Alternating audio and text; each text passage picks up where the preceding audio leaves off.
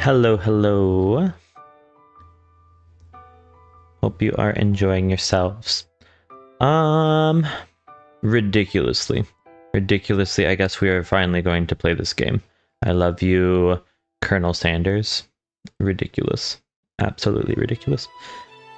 But I'm gonna be honest already, this music is making me feel romantic, and I'm like, uh-oh. Uh-oh. Yeah, I'm gonna like turn it down just a little bit, but tell me if the music gets too loud or anything. Or if it's not loud enough. I'm here for either side, you know? Here for either side. Wicked and cool. But I suppose let's just get into this. Because like look at this. Look at this. I love you, Colonel Sanders, a finger-licking good dating simulator.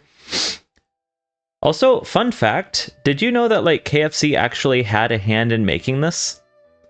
Like, here, like I was looking at the Steam page for this. Wait, what is interesting? There's this me easily being distracted by everything. Okay. There's this interesting game that just popped up on my, because I want to go into my library and like look at this game. Because where's the information bit about this? I need to see. KFC wasn't involved. Yes. Yes, it's a good thing. Like, if KFC was not involved, we would not be able to play this right now. That is 100% true. But no, like, there's like a fun fact little bit. Officially created by KFC. No, really. Like, it's actually... So, it looks like features... If we're going off of this, I just want to read the about this game because it's ridiculous and I had a great time reading it. From the same people who brought you the bucket of chicken comes the world's first Colonel Sanders dating simulator. Nobody asked for this, but I kind of love it. The most delicious dating simulator ever created. And like, he looks like such a silver fox, and normally that's not my thing, but like, it's kind of working. And like his picture has his like shirt sleeves rolled up, and like, I don't know, again, normally not my thing here, like especially being in Japan, like that's everyone's thing, is everyone here in Japan, the moment like a guy rolls up, they're like dress shirt sleeves, like the panties hit the floor. But like, I don't know, just normally not for me, but I'm feeling it. Anyway, it goes on. I love you, Colonel Sanders. A finger-licking good dating sim follows you, a promising culinary student, as you try to date your classmate, Colonel Sanders. Throughout your journey, you'll be faced with life-changing decisions that will affect your chances of friendship and love. But be careful.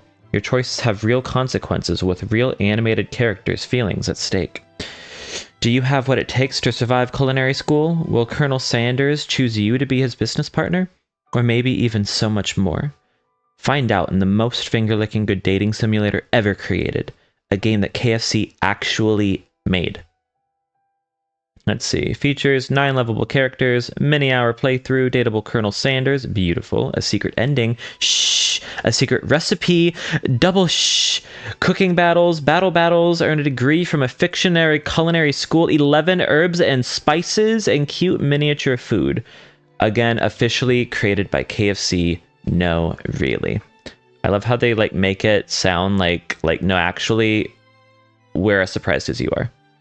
I do love that they do that. But yeah, let's see.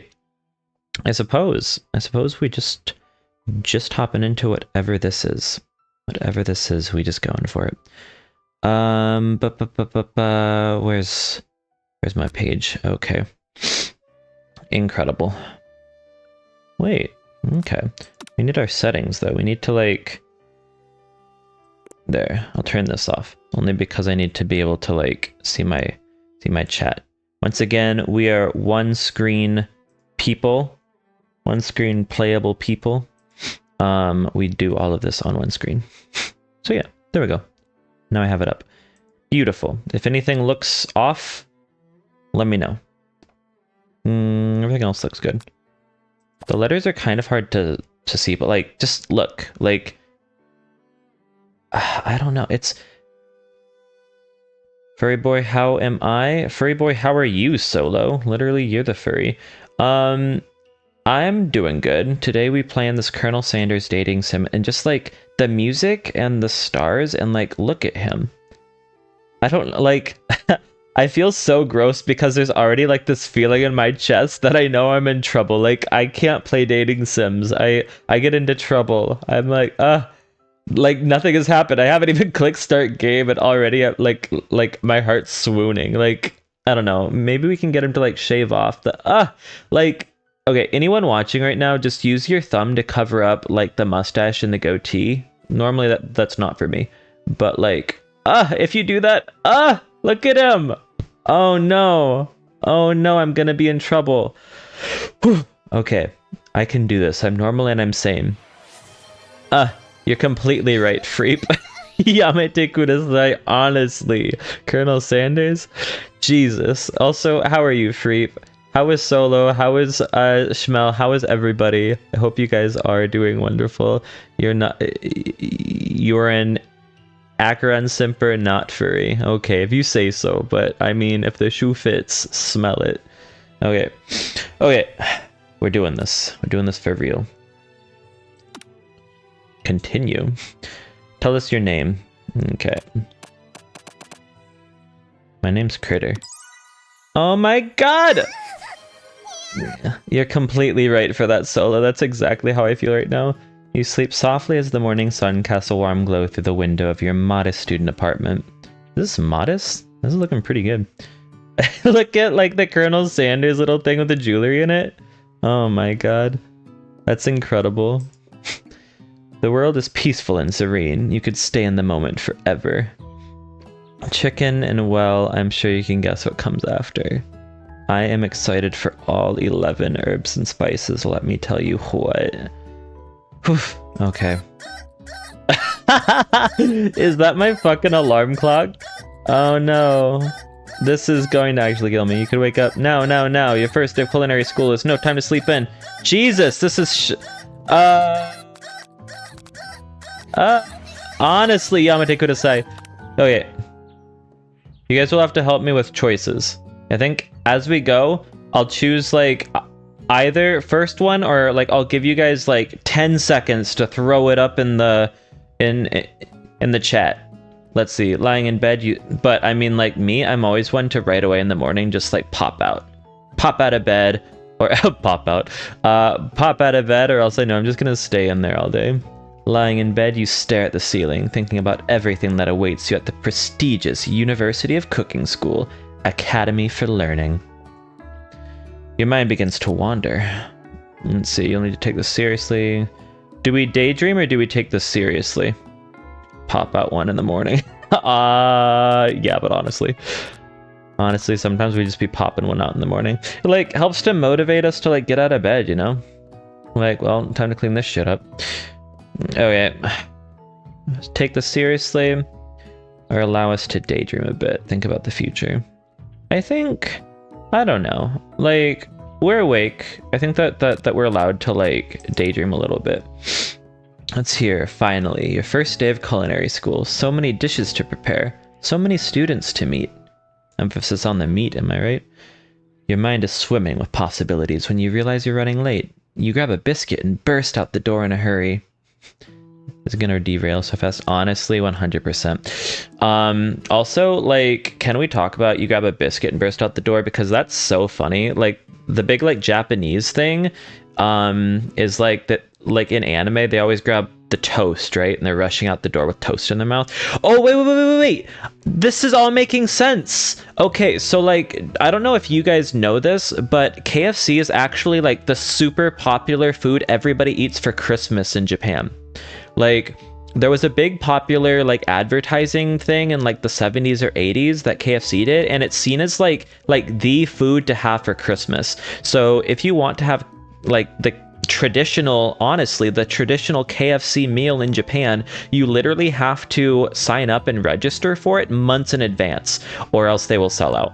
It is absolutely ridiculous, but honestly, so funny and honestly tastes delicious. So no, it's like Christmas and KFC go hand in hand here in Japan.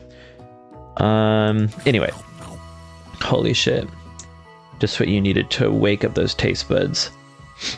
A fun fact about me, not only am I weak to these dating sims, but I love like cooking anime. So like Food Wars was my shit. Big time recommend Food Wars. Yikes, you're in such a hurry. In fact, that you forgot to put on any deodorant before running. What? Okay. You're sweating buckets as you rush to arrive on time. Uh-oh. That fucking Colonel Sanders thing. He has a sweat kink. Whatever. Standing in the quad. That like seemed like a very specific thing to emphasize. like you're a sweaty boy. Standing in the quad, you gaze upon the magnificent University of Cooking School, Academy for Learning. Actually, this reminds me of like Ouran High School Host Club. Can someone do like the channel points for like Kiss Kiss Fall in Love? Because this is perfect for it. This is literally Kiss Kiss Fall in Love, like central.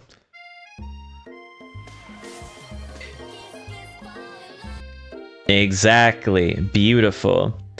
Also, if you have not seen Ouran High School Host Club, you have to watch it. Have to. Anyway. Berserk is your type.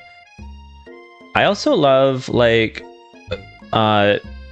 Berserk. Like, God, what's the main name? Like, Griffin? Griffin is, like, white-haired boy? Fucking love Griffin. Okay. I'm, like, driving myself insane. We need to, like... Here, just master volume. I need to lower it a bit. There we go. For my own sanity.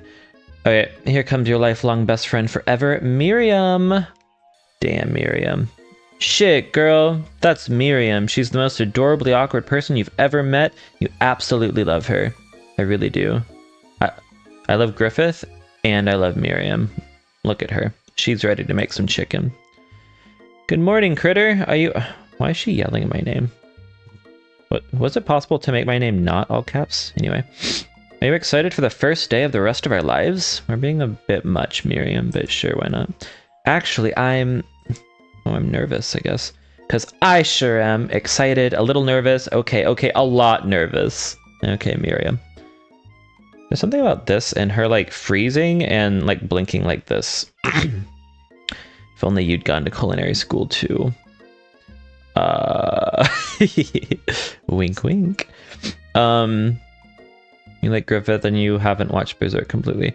No, I love Griffith because even if Berserk is completely fucked up, Griffith is still fucking hot. Beautiful. Honestly, that sound is me at Griffith and me at Colonel Sanders, eventually. Okay, but like, have you guys seen like, is it called like House of Wax or something like that? There's that like horror movie franchise that like people are covered in wax, like their bodies are covered in wax and then they're put into this like wax museum, because this kind of reminds me of that. Like she's covered in wax, she can't move, and she's just like blinking, like their eyes still move. Messed me up, that movie. Anyway, Miriam's cute though, and that's probably not her. Miriam out here being like Yamate Kudasai. What the? Just that this morning I made breakfast for myself, but, well, when I ate it, I couldn't taste any love in the food. What if I'm no good? What if I fail? Miriam, get those shits back in your eyes. Come on. Come on. We ain't gonna be like that girl. Classic Miriam. Raised by master chef parents, she's always held herself to a very high standard. We love the exposition. Beautiful, Miriam. Ever since we were little babies playing together and you rescued me from that quicksand box. Okay, it's been clear to me that you're the most loving, caring person I know. You're going to do great. Okay. I don't know if that's quite my personality, but... Let's see. You don't cry in the kitchen, you do it in the fridge like an adult. Exactly, Miriam. Literally, Gordon Ramsay would be here, like, holding, like sandwich to your face, being like, idiot sandwich for that. Go cry in the fridge, Miriam. Caring person I know, you're going to do great. Okay, Miriam is just falling apart. The University of Cooking School Academy for Learning's famous 3-day only semesters. What? 3-day only semester? Afraid of being left behind and never catching up. 3-day only? What? Okay. A sweet girl, Miriam has always had a flair for the dramatic. This summer, she got so nervous about her first kiss that she chipped a tooth practicing on a mannequin. Miriam's a freak. Maybe I should go with Miriam instead of Colonel.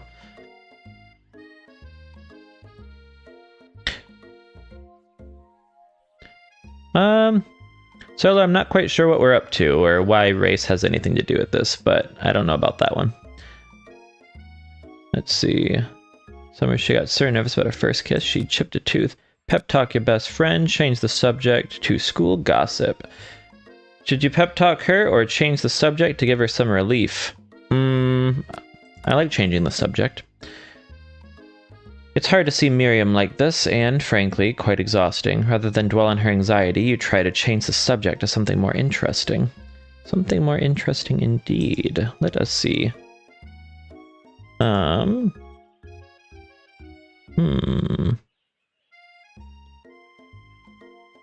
Let's see.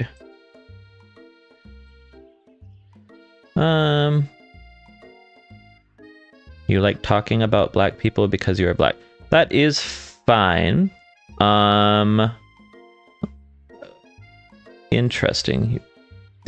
I'm gonna be honest though, like, the black people in my life have been some of the best cooks that I have ever met.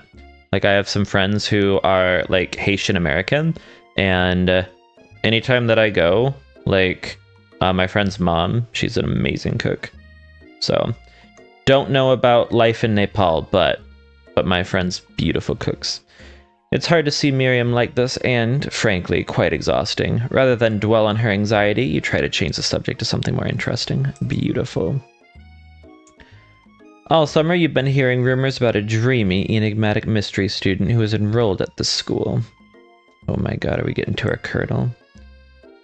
Yeah, that's a little worrisome, but you'll be fine. Now what about this mystery student we read about on the school message board? Any new deets? Oh, get this. I heard his name is Harland, and he's no ordinary student. He got that chicken in his pants. They say he has powers. He's had them ever since he was born. From an egg. This guy's a chicken? An egg? Oh. Maybe this guy does have my personality. Like a chicken? Don't be ridiculous. It is me for real.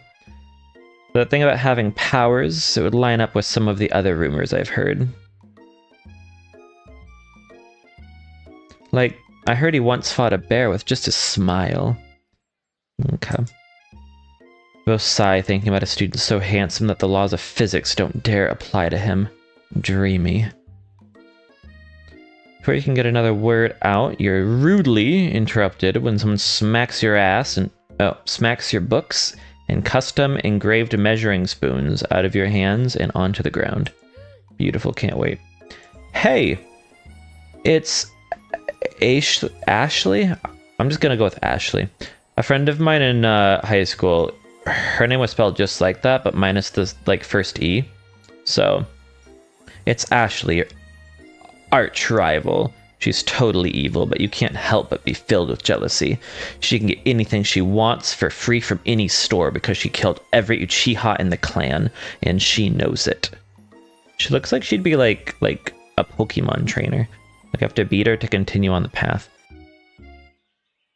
Hello, Ashley. Okay, both of these people look like they could kick my ass and I'd love every second of it. Oh, I didn't see you there, chicken shins. She can call me whatever she wants. She can step on me, spit on me. I don't care. You leave critter shins alone. They're perfectly normal shins. Miriam, you stay in your lane. She can do whatever she wants to me. Ugh, you can't stand Ashley. Even her name is annoying. You know for a fact that it's actually Ashley. Okay. She had to add extra letters to make herself feel better than everyone. Yeah, that's fair. I mean, there's something about all of those extra, letters, though, that brings you in. Makes you notice. If anyone here knows what perfect shins looks like, it's us. Don't know what that means, Miriam. Evil and hot? Check on both, actually, Solo. Both of them are true. We're not going to let you or your really weird insults get to us. I'm okay with either, honestly. Across the quad, you see Ashley's best friend, Van the Man has to... What was KFC on when they made this? Yeah, weird way to spell mommy for sure. But I mean, if she wants to give me private lessons to teach me how to, like, say mommy properly, like, I guess. Across the quad, across the quad, you see Ashley's best friend, Van the Man has stopped to look at his own reflection in the mirror. His pants are off and his pants are so tight you can see it. You can see him casually working at his glutes while he styles his hair. No lie, they're rocking glutes. I love how this character was made by KFC to just be this bisexual, enigmatic lover. I love it. How many weird names? All of them? I'm hoping all 9 of these, like, you know what? I think KFC should have made 11 people because it's 11 herbs and spices, you know? I've always wondered, though, is it like 11 total or is it 22? Is it 11 herbs and 11 spices? Maybe that's how they got us. No lie, they're rocking glutes. Van. You rang. You just know that he'd have this like really particular voice, like you rang. Some like talking with his chin. Also, what the hell is this? The tip of his hair is a star. Van the Man is not for me, but you rang. JoJo's? Exactly, it's literally JoJo's bizarre like restaurant. But I don't know. Something about like the fish gill, like what do you call these muscles on the side? Like they always kind of look like the gills of a fish. JoJo reference, totally. I don't remember what those are called. I'm literally like a biologist in no anatomy and cannot think of those. Anyway, you've never been sure what their arrangement is, but as long as you've known them, Ashley and Van have been just as close as you and Miriam, but substantially more devious. Obliques, exactly, like the fish gill obliques. Perfect.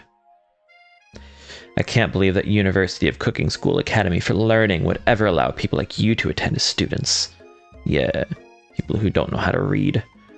I know, right? You'd think they'd just hand us our diplomas now. No, that was supposed to be my burn, Ashley. Actually, that is your real name. Okay, I'll just call her Actually. She's not Ashley, she's Actually. Or maybe hire us honest professors. You amateurs could learn a lot from us. His pants are really tight, but his glutes are rocking, I'll be honest. With the first day of school about to start, there's just not time to properly tell these two off. Yeah, that's why. So you resist the urge. Let's go, Miriam. Pikachu for real. Psh, see you later, losers. Miriam, that was uncalled for. We do not stoop to their level. Who is this child? As you approach the door, you see a goofy-looking kid pushing hard against the window directly next to it. Fun fact, this like weird sound you keep hearing is like, you know, like those door stoppers that like you hit with the door and they like do that little like bring. It's like literally like that. I want to get like a butt plug that does that little like bring on it too, honestly. You approach the door, you see that kid pushing hard against the window directly next to it. Well, at least he tried. Did he just shit himself? No. Oh, yeah, he just popped off for real. It's nasty. Oopsie, what the fuck is wrong with this game? Already, everything's been bad. Okay. I think it's broken. What, your asshole? It's leaking out gas? Shit, Pop. Reach forward and easily pull the door open. That should do the trick. I love you. I'm literally taken by everyone else. I'm sorry, Pop. Think you mean thank you? My name is Pop. I was named after my Pop. He's old. Okay. So like as you get older, they just add more of your name onto it. When his Pop was younger, he was Pop too. Could someone like this also be a student at the school? He must be one heck of a chef. Also, his name tag clearly says Bob, but I guess he's reading it upside down. YouTuber Simulator? Honestly,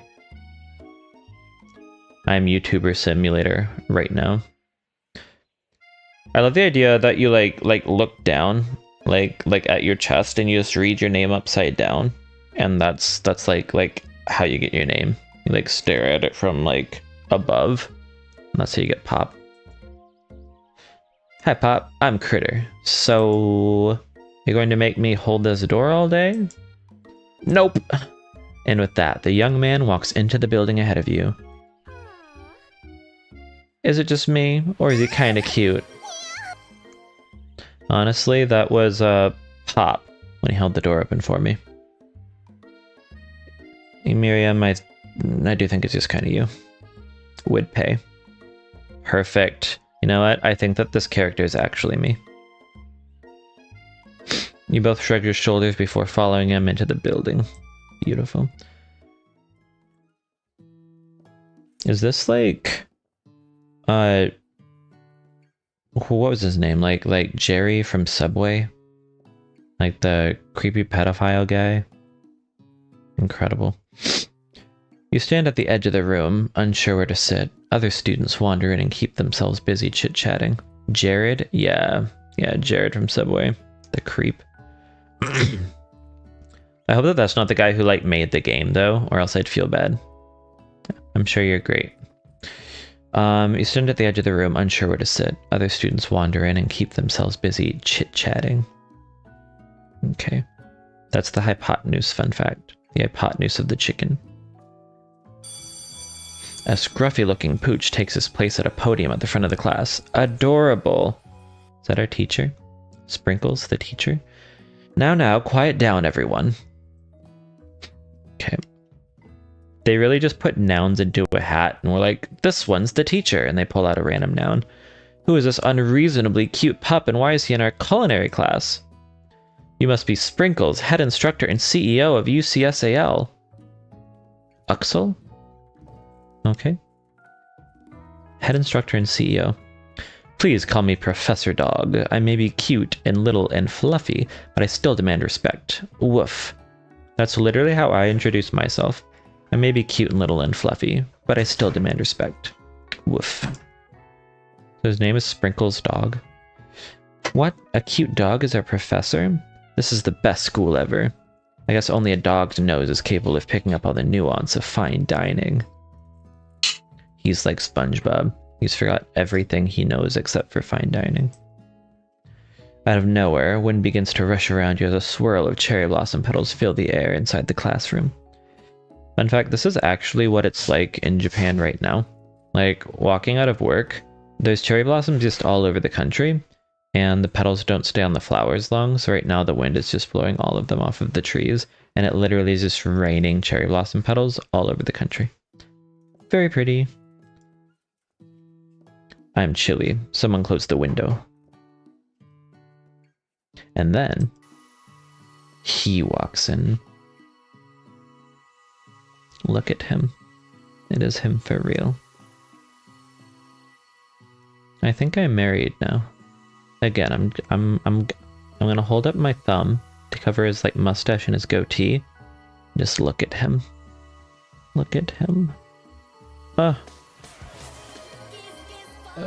Beautiful. Kiss Kiss Fall in Love is correct. That's all I want right now. Like, I want his 11 herbs and spices. Like, just like, look at the, like... Can you guys see my mouse? Am I making a fool of myself by, like, dragging my mouse along his cheekbones? It's like, Jesus. Jesus, this man's... He walks in. What's a little bitty waist and a round thing in your face you get? You're immediately swept up in the aura of this new student and his remarkable goatee. Okay, so it doesn't seem to understand that I don't like it. Who knew anyone could be so handsome? Time stands still.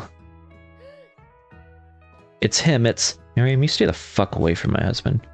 Eat shit, lady. You're nothing to me anymore. if it isn't my favorite student, Harland. Why is his name Harland? Colonel Sanders interrupts Sprinkles. Sorry, Professor Dog. Before he can finish his sentence.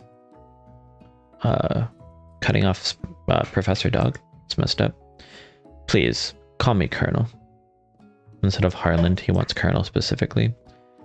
Colonel Sanders. A hushed murmur rolls through the classroom as Colonel Sanders walks down the aisle of desks. Suddenly, the room is sweltering. Sweltering for real, look at him. Sweat begins to bead across your brow. You feel like everyone is looking at you, and you're not entirely wrong. This is because I'm just a sweaty mess in this chair, and everyone can smell me because I forgot my deodorant. Oh no, shit. I was right. This over here must be sweaty sweats a lot. God damn it, Ashley. Not in front of my mans. Sweaty sweats a lot. Forget my deodorant for one goddamn day. Wait, but what if he, like, loves my smell? And he's like, I want you to be my 12th herb and or spice. Maybe we should open that window back up before faucet pits melts into a puddle and evaporates entirely. Whoever made this has, like, a sweat kink? Like, pit kink? Mommy and Dio have arrived. Exactly. See, okay, but then with that said, I think that technically I did not forget my Dio. My Dio is right here. Deodorant. You two both know my name. We were in the same kindergarten class. And what is with all your really weird insults? That's fair. He's just, like, really going at it right here. There's something happening. You turn to find Colonel Sanders standing right in front of you. Oh god, he likes my smell, doesn't he? Colonel Sanders, beautiful angel that he is, stands before you, smiling gently, his hand outstretched. Boy howdy, this classroom gets hotter than a Kentucky fryer. That's really hot, by the way. Damn. Please, use my hand. Kerchief. I'd rather just use the hand. Oh my god. He frees up. Colonel Sanders is talking to you. Why am I falling for this man? Wait, Colonel Sanders is talking to you? About how sweaty you look? You're completely mortified. Okay, but he seems to like this. I don't know. Expected to maybe, like, have this man make me wet, but, like, in the pits?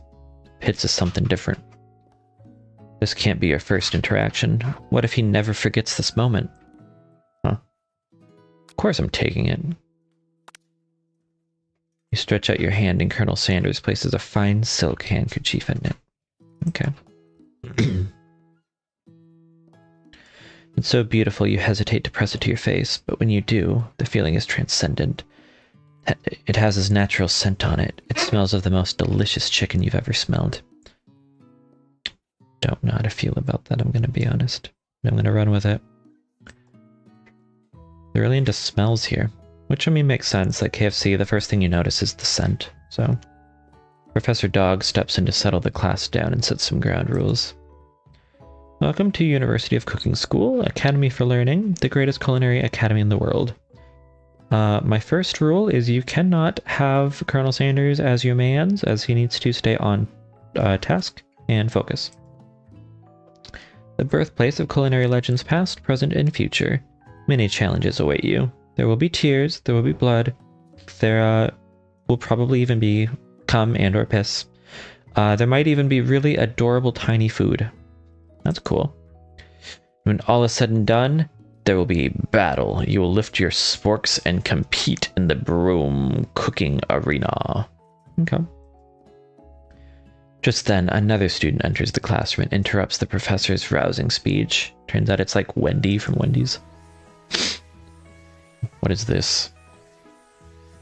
Hi guys, sorry I'm late. Hope everyone had a good summer. I really miss... What is this?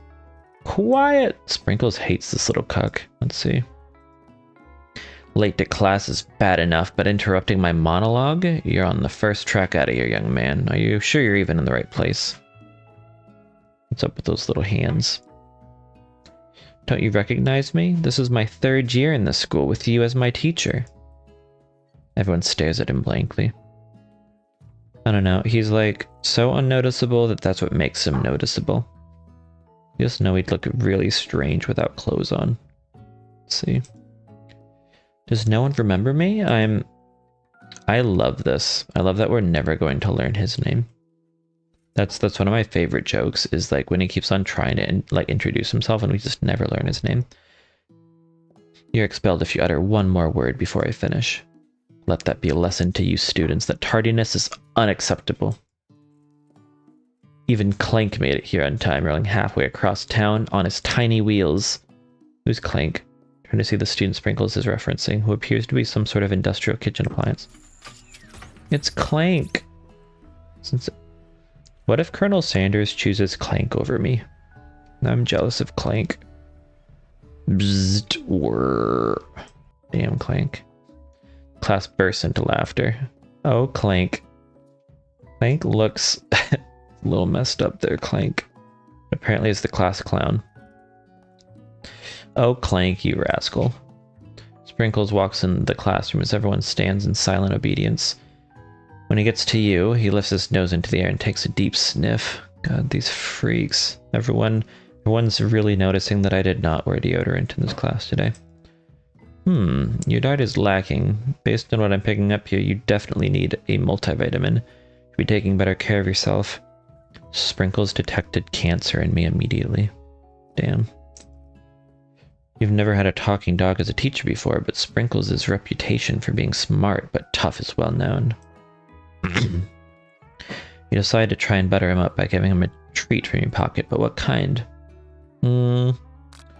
Beef treat, rubber ball, chicken snack. Rubber ball's not a treat. I think chicken snack. Chicken snack is what I would want. Reach beneath your apron and return with a chicken snack in your hand. Sprinkles' eyes go wide as he locks onto it. Yeah, he loves chicken snack. His favorite. You know what? I knew I liked you, dog. Well, well, well, I think there might be some competition for new star student. Of course there is. I'll be the best. The furry professor. You know, it was bad enough when Solo was the only one talking about, like, furries, but that my professor is a furry? Furry professor immediately devours the snack, leaving your hands slick with a coating of warm doggy drool. Creepy game. You definitely ain't beating the furry allegations now. Okay, but, like, the professor for sure isn't beating the furry allegations. This is right here. He's a furry professor. Granted, he is literally a dog. And slick with a coating of warm doggy drool. My teacher coming on to me? Or into? See the other students eyeing you jealously, but pay no mind to them. If they wanted to succeed in life, they should have learned the importance of carrying a range of dog treat flavors on them at all times.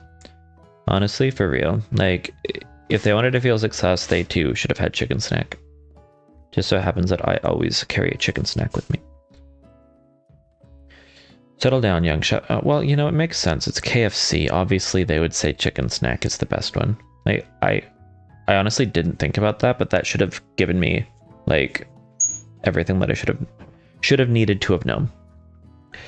Settle down, young chefs. Take your seats and prepare to have your minds opened to the amazing possibilities of culinary creation. As everyone rushes to claim their favorite seats, you're left standing at the front of the room. Only two options remain. Hey, Critter, there's still a seat here. It seems that no one has claimed the seat next to me, if you're interested. I think I'm going to not even try to play coy. I'm going to make it so well known to him that I want him immediately, and we're going to see how this whole, like just opening yourself up to life's opportunities goes. Like, and if he doesn't like someone who's, like, not willing to play games, then that's his loss. Like, I don't play games. I'm gonna let him know that I like him, and that's fine. Like, Colonel, move to take your seat by Colonel Sanders. Like, I'm sorry, Miriam, but you're not gonna take, like one, you can't flirt with my man and expect me to not feel territorial, first off. And then also, Miriam, like, your anxiety earlier in this class, like, I don't know, kind of brought me down. Like, I have some people that I work with who, like, they're always hyper anxious, and it makes me anxious when I'm around them, and I'm like, freaking calm down. Calm down. Calm down. Me being very not calm next to my husband. You have to take your seat by your husband. Okay. It appears he brought no books, pens, or pencils. However, his perfect, upright posture shows off a seriousness that makes you confident in his desire to learn. What an actual golden retriever boy, then. Like, he has brought absolutely nothing, so unprepared to learn, but so prepared to learn. I'll do all the note-taking for him. I'll take good care of him so he grows a dependence on me and never leaves. Let's see. Thanks for offering me the seat. He's like, I'm at the desk. Me sitting on his lap. I'm like, sir, where are your pants? Okay, I'm done daydreaming. Where was I? Thanks for offering. Right. I've only had 2 rules. Do all you can, and do it the best you can. It's the only way you ever get that feeling of accomplishing something. Yeah, that's fair. That's so inspiring. I heard nothing he said, I'm just looking at his face. A little off topic, if you ask me, but okay. As soon as you've settled into your seat, the professor makes an announcement. Think fast, it's time for a pop quiz. Pop! Yay, a quiz about me! I'm like, this literally feels like I made this game. Like, every joke has been something that I immediately would have thought. Is that a drumstick in your pocket? Or are you happy to see me? Fun fact, it is both. This incredibly important and surprisingly short quiz will tell me if you are ready for life at culinary school. Keep your knives sharp and your focus sharper. Here comes question 1. If train A is traveling to point B and train B is traveling to point A, how important is it to wash your hands before cooking? Extremely, looking at you, Pop. That's right. Forest is to tree as chicken is to, let's see, flock. Because forest is to tree, so the forest is the big thing, so the tree is part of the forest. So chicken is to the smaller part. Chicken is to tree, chicken is to feather. Yeah. What is the most efficient eating utensil ever created? A spork. Yeah, a comically oversized fork. That's what I would love to eat off of all the time. And meat tenderizer was my nickname in college, so it would feel weird to choose that one now. So spork it is. That's right. Perfect. What food is best for a broken heart? Anything, as long as it is prepared with love and not too much salt. That's ass. You need all the salt you can possibly eat. Camel meat. We're looking at you, Ashley. Ashley and her camel toe camel meat. A pancake that looks like a silly face.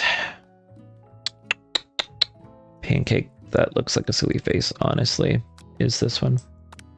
No, it's right. You're wrong. You're out of line, Professor. Out of line. Is Sprinkles a good boy? He's a talking dog that teaches at culinary school. He's the best boy. That's true. There we go. 4 out of 5. It's messed up. Messed up, dog. Only 1 wrong? Not too shabby. You might just do alright, kid. Look up to see Colonel Sanders has been watching you tally your score. He nods with approval. Good. I don't want to seem too smart. I want to seem like I still have growth, so that way Colonel Sanders knows that we can grow together. May I have your attention, students? I have an important announcement to make. Go on. Time for lunch. I just gave you a chicken snack, but okay. Whatever. Whatever, Professor Dog. That is your real name. Wow. The cafeteria is as nice as any restaurant you've ever eaten at. Makes sense that a school dedicated to cooking would also be serious about eating. Wink, wink. A delicious fragrance wafts through the room and tickles the end of your nose. Your mouth waters. Cool. Do you smell that? It must be my man's musk. Sorry, it must be our lunch. It smells crazy good. Everyone, can I have your attention? The fuck is this? Is it about lunch? That's a good question, Pop. No, I just wanted to apologize for my tardiness. You see, Howdy, folks. I'd like to make an announcement. It's about lunch. Everyone cheers. But okay. So he's an asshole, meaning that we'll have fun in bed. This is good. A selfish top can be fun. But shh. Lunch, lunch, lunch. She said, shh. In honor of the new semester, that I guess is only 3 days, I have prepared something special to share with everyone for lunch. That must be the smell I smelled. Happy we're not talking about my smell anymore. It's going nuts from my husband. Fuck off, lady. Indeed, that smell... He pulls down his pants. You hold your breath, waiting to see what food this mysterious student has created. You've heard that he's very talented, but were the rumors true? Is this... Colonel Sanders lifts his leg and lifts a large bucket above his head. Its contents glimmer in the light. Damn. Piled high are huge pieces of meat. Chicken, breaded and fried to a crispy golden finish. The aroma envelops you, and you begin to feel warm and safe. We're like daddy. Colonel Sanders has filled me? A bucket? With chicken? What a novel concept. You can put her in the oven or deep fryer. Fryer? Never met her. I think kind of both. I think oven and then we deep fry her. Just so she really gets the point to stay the fuck away from my man. Your stomach begins to grumble as if to say, stop thinking and start eating. That's fair. For years, I've been developing a secret recipe for the perfect fried chicken. Oh wait, but I have to speak more like him. By my calculation, nothing less than 11 herbs and spices are required to achieve the perfect balance of flavors. You look around and notice that every other student has a pen and paper and is scribbling notes as fast as they can. He's not going to tell you their secret. You crazy? But that's all I'll say about that. Exactly. Van Van's pissing off my man. Kill him. Kill him, Colonel. Everyone else calls him Colonel Sanders, but to me he's Daddy Sanders. What, you think we... What, you think we want your stupid secret recipe, dude? Pshaw, nah, my dude, nah. Jojo, for real. I'm just, drafting a last will and testament in case, one of those ingredients is, poison. Got him. Hey. I'm down, Dio. Looks around nervously to see if anyone else is laughing at his sick burn. You wait to see what zinger Ashley is prepared to follow up, but she suddenly takes a different approach. Yeah, and I was just, like, writing in my diary. Okay. Dear diary, today I smelled something beautiful. It was my ass. I knew at that moment that only the hands of a true gentleman could fry chicken so tender. Ashley, you absolute little bitch, get away from my mans. See her body language change from bitter and evil to sweet and innocent as she slides closer to my daddy Sanders. She realizes that he is destined for greatness and fame with cooking skills like this. She wants him all to herself. She's my rival again. My arch nemesis, my rival. We're definitely killing Ashley. Like, it is all hands on deck. We taking this lady down. Ridiculous. Oh, please. Oh. Dio's face looks very messed up here. He does not like that Ashley is into this guy. That's a terrifying face, Dio. Don't do that. Well, Vane, the man, if you don't want any.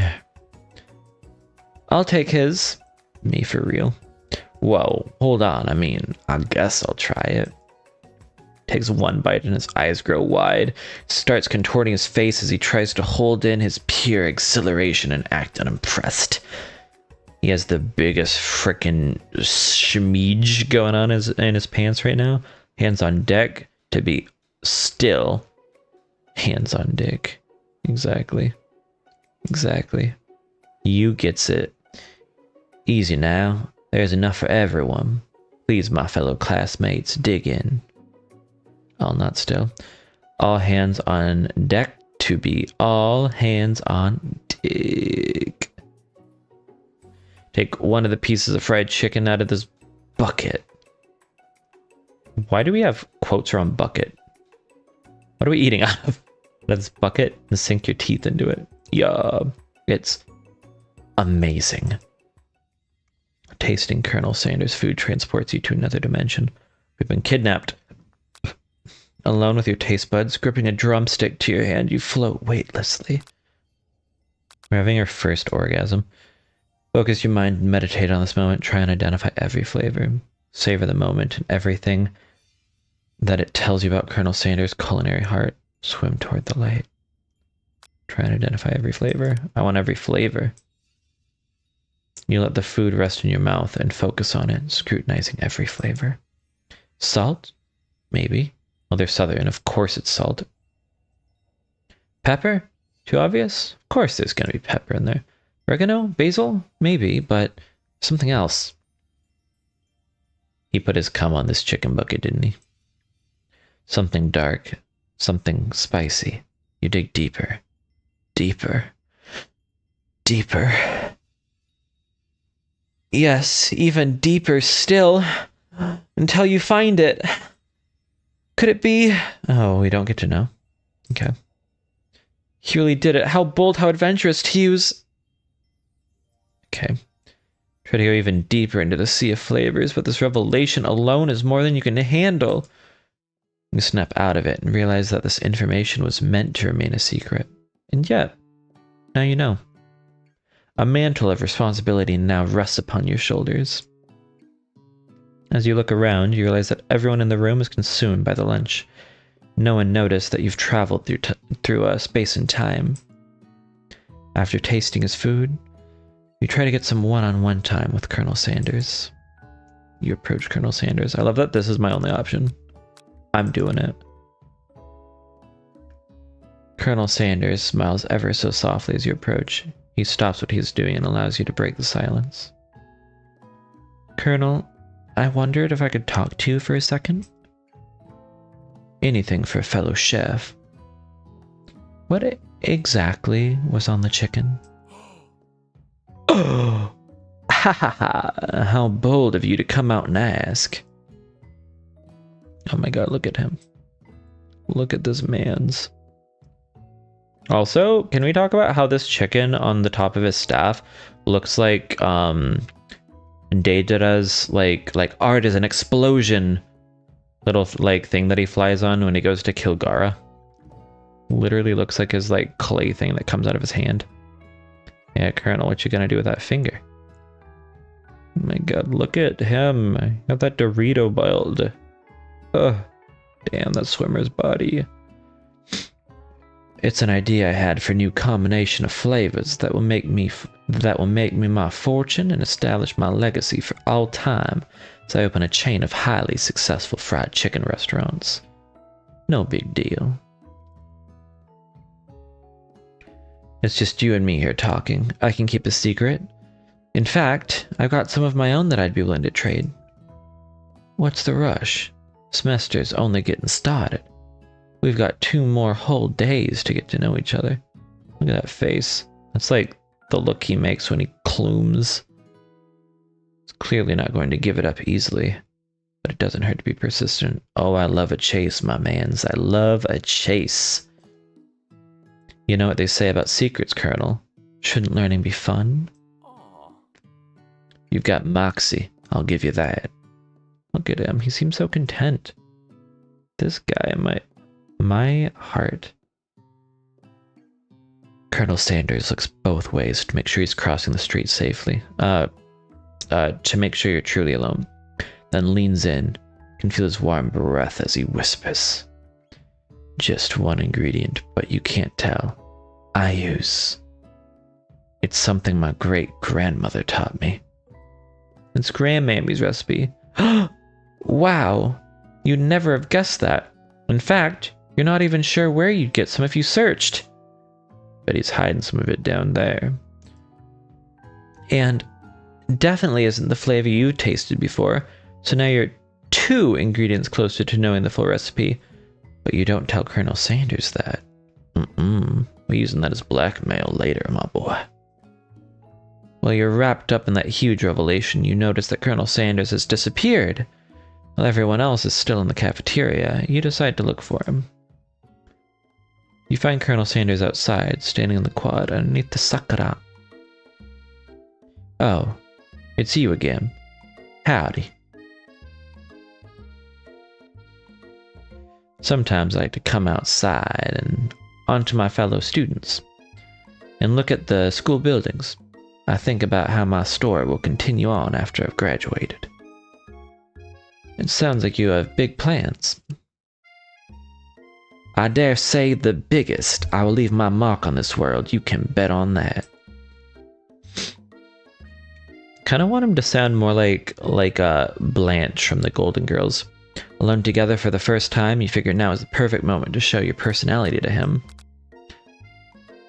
Negging to show your own strength. Wow him with a big idea to add an additional ingredient to really spice things up. Be modest but thoughtful. We want him to know that like although he thinks he's great, he needs to know that we think we're great too. Like, he won't respect anyone who's not his equal. You know, about that, I was thinking about your secret recipe.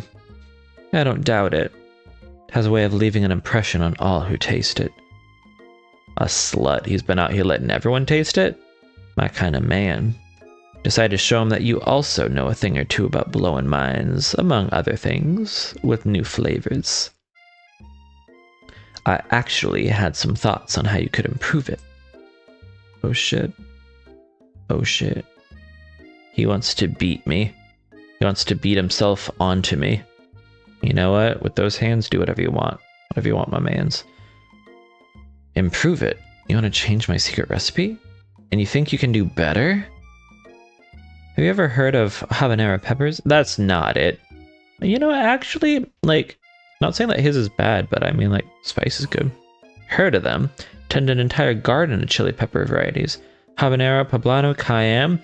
That's not the point. You can't just toss new ingredients into my secret recipe and expect to improve it. Okay, he clearly didn't like this. Is he gonna become my rival now? Now he has like conflicting conflicting thoughts. Interesting. Our recipe is about balance. Looks like 3-minute break time is coming up. Go ahead and get some water, everyone. Do it. And then we'll be back Cozy Chaos soon. A reminder that subs do get ad-free viewing, but I enjoy having everybody around either way. So see you in 3 minutes. Our recipe is about balance. It involves careful consideration and refinement. Okay. Teach me. Teach me. I didn't mean to. Let this be the last time you improvise my recipes, Critter. Headed back to class for the next lesson. Cute. This guy thinks he can beat me. You know what? He has himself a new rival. Little bitch boy can't take nothing. I'm gonna peg this man before the class is up. I've had it with this attitude. That certainly didn't go as planned. Oh, fuck him. You'd better head back inside, but you wait a moment so that Colonel Sanders doesn't think you're desperately chasing after him. Desperate, my ass. He can be desperate about me. This is how they set up in Food Wars. You step into the massive cooking arena where the afternoon lesson will take place. Each student gets an oven and all the tools and ingredients they could ever need. Look at this place. It's magnificent. Finally, we get to show our stuff. You know what, Miriam? I'm back. You're my bestie, and I never should have turned on you. Never. Wait a second. Oh no. We have to show our stuff? What if I totally blow it?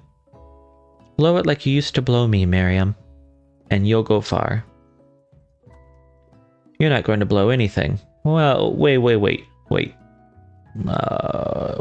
a second. Not blow anything? Except maybe kisses. Oh, to the crowd of fans you're going to earn with your signature. That makes sense. Adorable tiny food creations. That we're specifically making tiny food. Welcome, students, to the cooking arena. For today's lesson, we'll be cooking with partners. Hurry up and pair off. Naturally, Miriam looks over at you. Unable to control yourself, you pounce on Colonel Sanders. Hey, Colonel, would you like to tackle this lesson as a team? A team of 2, that is. Me and you, if that wasn't clear. He's not going to like this at all. He thinks I'm trying to one-up him. Want to be my partner? Okay, now I sound too into this. Sure, Critter. I'll prepare a station. Look at what you did to Miriam. Oh my god. Now he thinks that he's winning. Look at this. Ugh.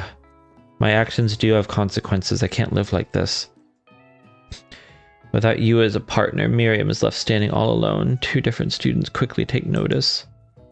Hello, new partner. I really hope that she goes with, was it Clank? I don't know. Either way.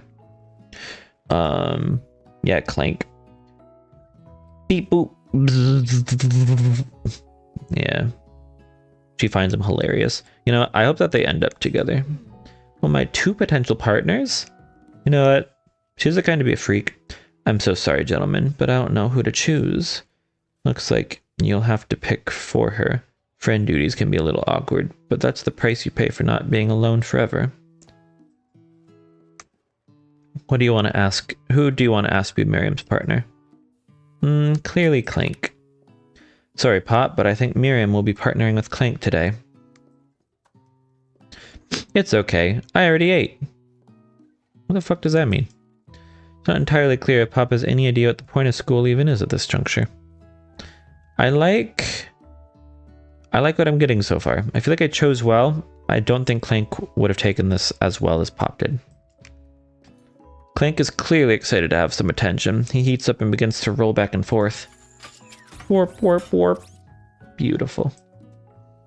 Hold on there, fella. We don't even know the assignment yet. Technically, Clank might not have a face, but there's something charming and earnest about him. Exactly. That's very earnest. That's an earnest face for real. Bzzzt. Tissue? I hardly know you. Miriam's just like me for real. I make those jokes all the time. Like, whoever made this game is literally me. I think I made this game on accident and never knew it. Like, these are all the jokes I always make. That's ridiculous. I need to meet this person who made this game. They're probably my husband. Clank judders. I don't know what that is. And a panel shakes loose. You get the impression that this is a sign of affection.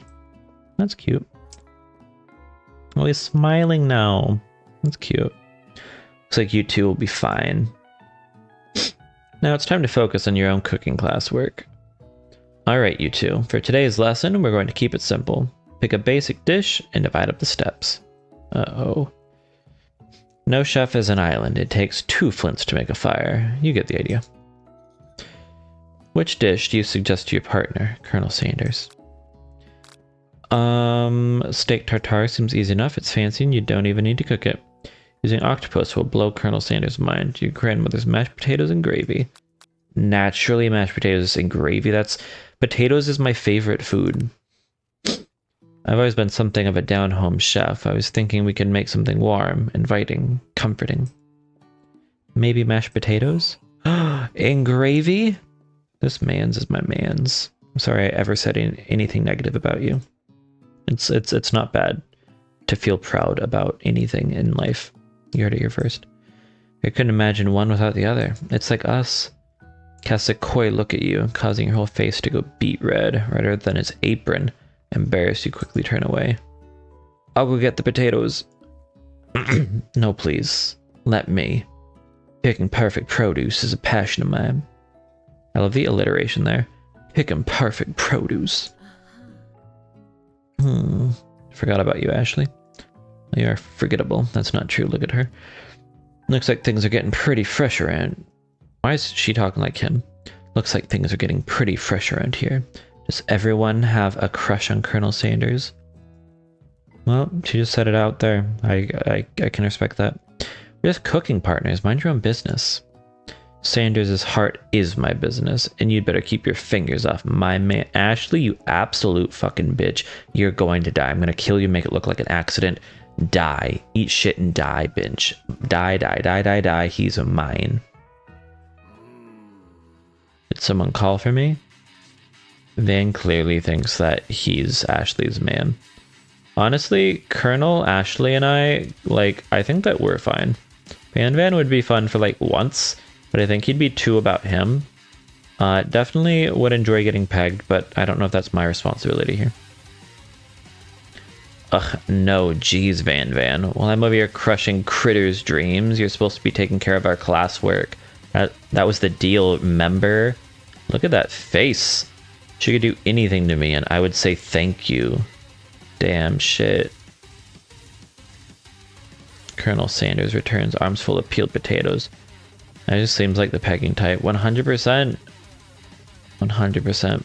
Seems all sweet and then like straps you down and goes ham. Arms full of peeled potatoes. He tosses them into boiling water and turns his attention to you and your old friends. Oh, howdy there, Ashley. Van. Are we working on a quartet instead of a duet? Duet now? The full latex bodysuit in her dorm. Yeah, and it's not even hers. it's for us. Oh no. Well, now we know what Freep likes. Interesting. This is the face that Van makes when she comes walking out wearing the full latex suit, though. I'm gonna be honest. His eyes like move down her and is like is that a chicken in your pocket? Or and she's like, it's a strap. Oh, howdy there, Ashley. Van. We're working on a quartet instead of a duet now? Actually, no, it looked like Critter was struggling. We offered to give them a hand. You know how it is. These young amateur chefs need a lot of mentoring. I was going to say, Colonel Sanders, maybe I could teach you a thing or two about fancy food. Maybe one day you might be able to get up to my level. Ha! Doubt it. Burn. Don't be rude, Van. Personally, I have no doubts whatsoever about Colonel Sanders' ability to concoct creations of worthy admiration.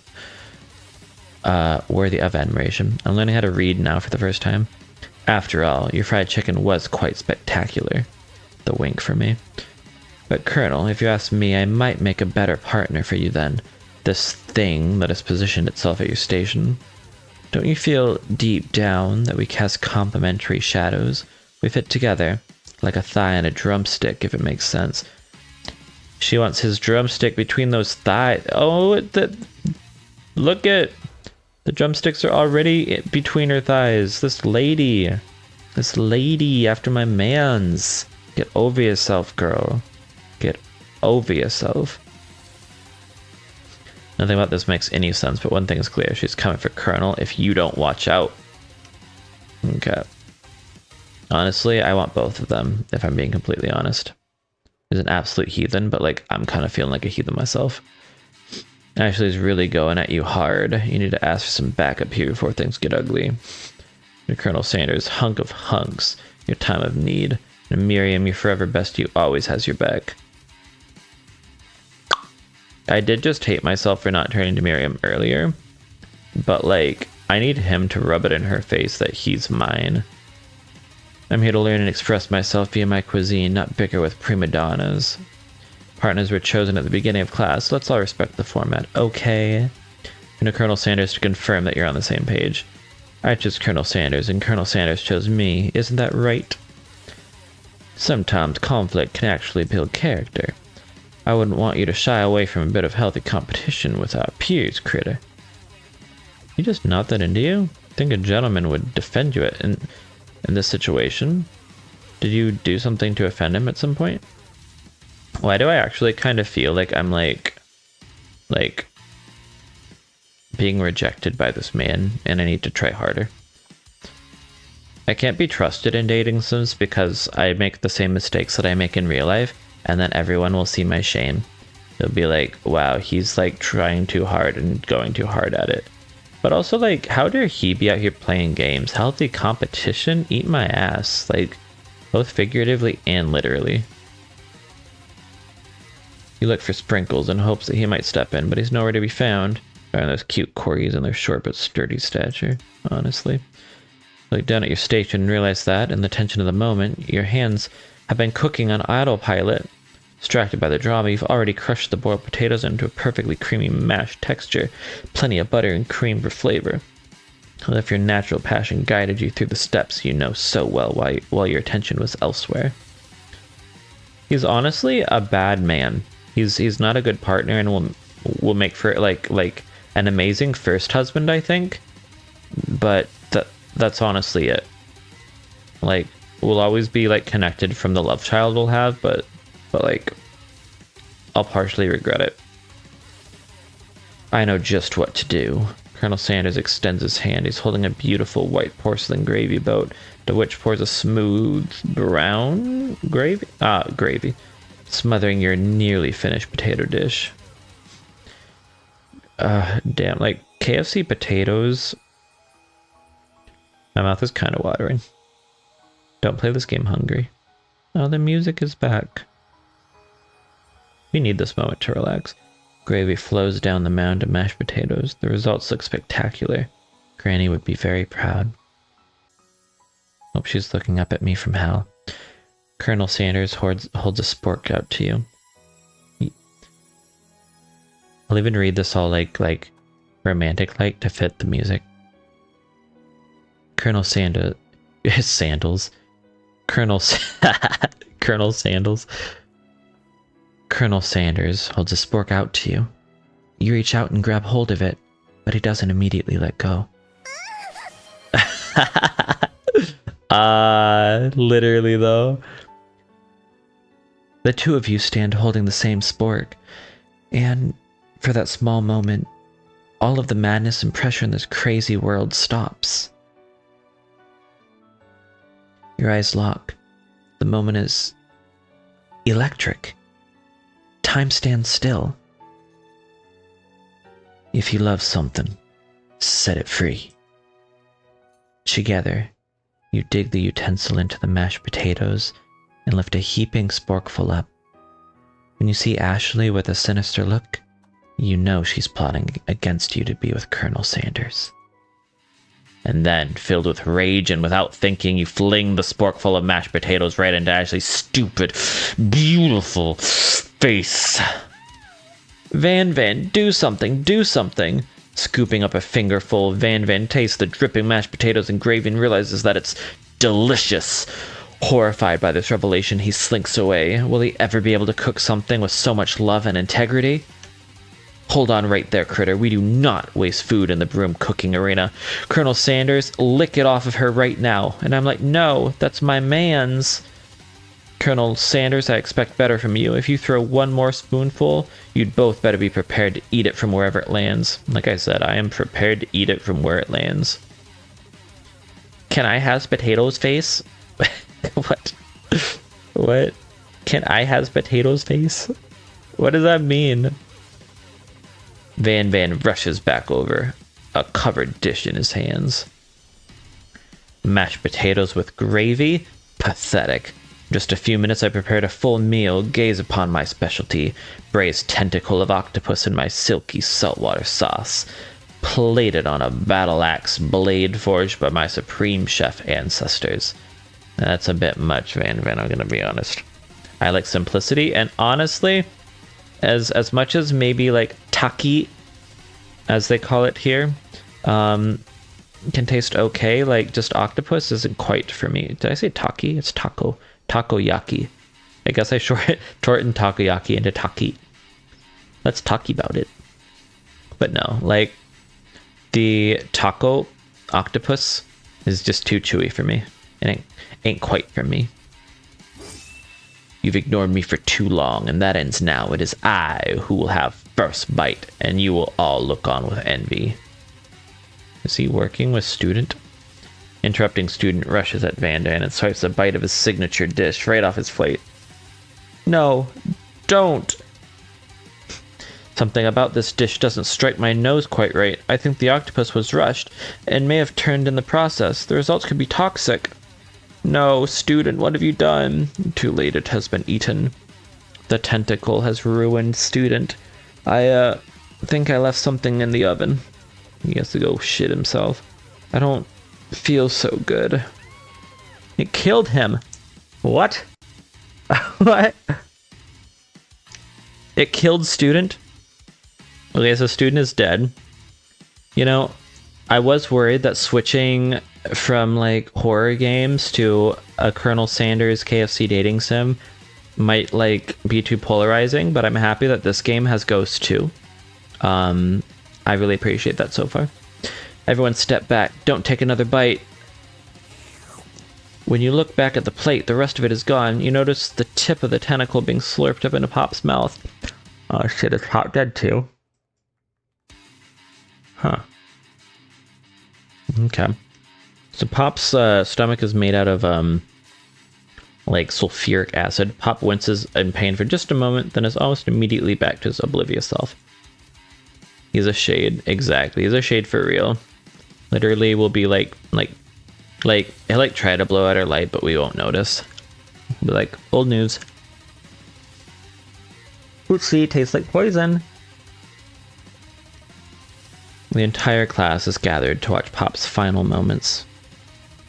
Shock is frozen, the whole crowd, there as motionless as statues. Class bell rings, disrupting the moment and snapping everyone back to reality. Oop, there goes gravity. Eminem has entered the kitchen. It would appear that Pop's enthusiasm for trying new things, despite obvious danger, has inoculated him against poisons of all kinds. Okay, so we can't kill Pop. He's invincible. And see, I think that Pop would be like the Revenant. He's like just kind of like ditzy walking around and he sees you and immediately goes for you. I'm not sure the professors here make enough money. That's every professor. Ghost of student. Hello? I just turned into a ghost over here. We're all over it, student. I'm sorry.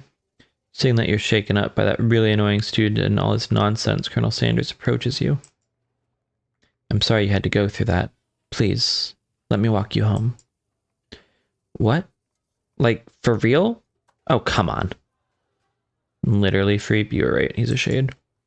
No one noticed him while he's alive, and now he's just dead. You follow Colonel Sanders out of the room. At night, the school building has taken on another vibe entirely. It's dark, and more than a little spooky. Colonel Sanders stands in the quad's neon glow and speaks softly. Those mashed potatoes you made in class today. Before you go on, I want you to know, they're not a great representation of my skills. I didn't even realize I was making them. They were amazing. Tasting them, it reminded me of why I became so passionate about food to begin with. Colonel Sanders is getting choked up by my enormous cock. Cooking is obviously important to him, in a way that you find inspiring. Now might be the perfect time to tell him you're developing feelings for him. It's a bit fast. Colonel Sanders? Yes, Critter? There's something I need to tell you. Hold it right there. Van, you absolute cockblock. There's something I need to tell you first. I like that the little eye with the asterisk around it looked like cock and balls. Hehe, got him. Oh, geez. You see, when I was just a boy, I had a dream that one day I would be the greatest chef the world has ever seen. And every day since, I have been working toward that dream, day and night, never stopping, never resting. Also, lifting a lot of weights, like so many weights. Okay. We should follow our dreams with all of our hearts, that our souls may grant them like wishes floating on a shooting star. Hey, no, you. Shut up. I'm the one here to say inspirational stuff and be the star of the story. Just makes this game a group project minus Pop and student. Just make this game, yeah. It basically is a group project minus Pop and student. Like, Pop would be a part of the group if, or wait, you mean group project? I get it. I'm a little nerd. A group project. You out here being naughty. Minus Pop and student. Yeah. I mean, student, like, I don't know. I could get behind some like ghosty funk. I think student is much more interesting now that he's dead than he ever was when he was alive. And Pop, yeah, is like a child and also like gross and also would not even realize he's there. Or would be the freakiest one in the room. One of the two. Are we forgetting that your cooking literally killed a guy? Well, see, it looks like we're aware that the guy's dead. You can't prove that. Literally him in court. I also saw you kill that guy. What was his name? We never found out. Somewhere in the distance, you hear a long, sad sigh. Forget him. We're talking about me. Me. I'm the hero. The spork monster is here to fight a hero. The fuck? No, it is my grandmammy's mashed taters and gravy. Oh god, the spork monster. I did not see that coming. Spork monster has arrived. Fight a hero. Yeah, Van, I think we're all kind of on the same page. I think I'll have the fridge door open. Later, nerds. We will not let harm come to another student, except for that ghost kid, and I kind of dropped the ball on that.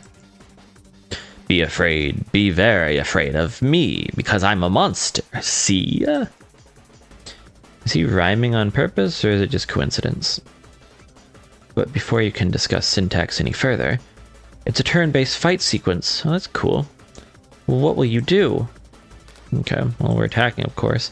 You decide to go on the attack. Which attack will you use? I guess cook with love. It's the only one I know. It's 1 damage. It just got real. Yeah. Oh, you took group project in quotes as an actual group project. Look, like, I saw group project and I was like, okay, like, when I put those quotes around things in like a Google search, it means it has to have group project. It means like whatever you search has to have it in it. So I'm like, yeah, group project, of course. I'm just trying to like point it out. But I didn't realize like air quotes group project. It's like the same kind of group project we do in Faz. That attack really upset Spork Monster. He's pissed. Spork Monster goes on the attack. They spit hot gravy at you. It's just like Colonel Sanders all over again. I didn't trust auto mod. No, that's fair. That is 100% fair. Auto mod would have gotten you. You take 1 damage. Uh-oh. How does defend work? Decide to defend. Which defense will you use? Trepidation. That's a good one. Continue to stand back and endure whatever comes your way. Seems like a pretty weird strategy, but okay, sure. You do you. Great. Focuses their mashed mind and draws in energy from Mother Earth itself. You grow larger and more intimidating. How will you respond? We'll attack this time. You decide to go on the attack. Which attack will you use? Cook with love? Don't have a lot of attacks, do I? Cook with love does 1 damage. Spork Monster's no quitter. Buffed up and ready to rumble, they go on the attack once again. Spork Monster uses Utilitensile. You take 2 damage from the attack. I'm gonna die. If you take much more damage, you're not going to survive the battle. Okay, well, we're attacking him, though. So to go on the attack, cook with love. It's oozing cheese sauce onto the lawn of the quad. I wonder who's going to have to clean that up. Feeling vulnerable, Spork Monster prepares for its ultimate attack, Rounded Edge. Oh god. The Colonel heard edge and was like, hey, I'm the only one allowed to edge this guy's round. Vile villain, your reign of terror stops here. Colonel Sanders summons the energy of 10, or I guess not 10,000 chickens. I got a little excited. 1,000 chickens. Oh my god. That's bad. Holy shit. He like popped off. Pot pie power pinch. Shit. Pot pie power pinch does 10 damage. What the fuck was this earlier? Spork Monster is defeated. You saved me. An injured Spork Monster spews steam into the night. Forget mercy, finish him. Yeah, kill this binge. No student will ever walk the quad in fear again. This monster messed with the wrong chef. Attack. You ready your final attack? You'll never survive my student debt loan destruction. Okay, well that's too real. That's too real. Student loan debt destruction does 10 damage. Spork Monster is completely vaporized. Colonel Sanders looks on in awe. Okay. You continue to surprise me, Critter. The defeated monster left behind a special item. It appears at first to be a cookbook, but upon closer inspection, it's so much more. It's a book of magic spells with a golden chicken on the cover. It's all mine. Open the cover and find a library card tucked inside. Good thing it was just the Spork Monster's gravy on Critter's pants and nothing else. Look, Spork Monster made me a little excited. If you see anything white, it's just the creamy mashed taters. You open the cover and find a library card tucked inside. The last name to have signed it out is Orko.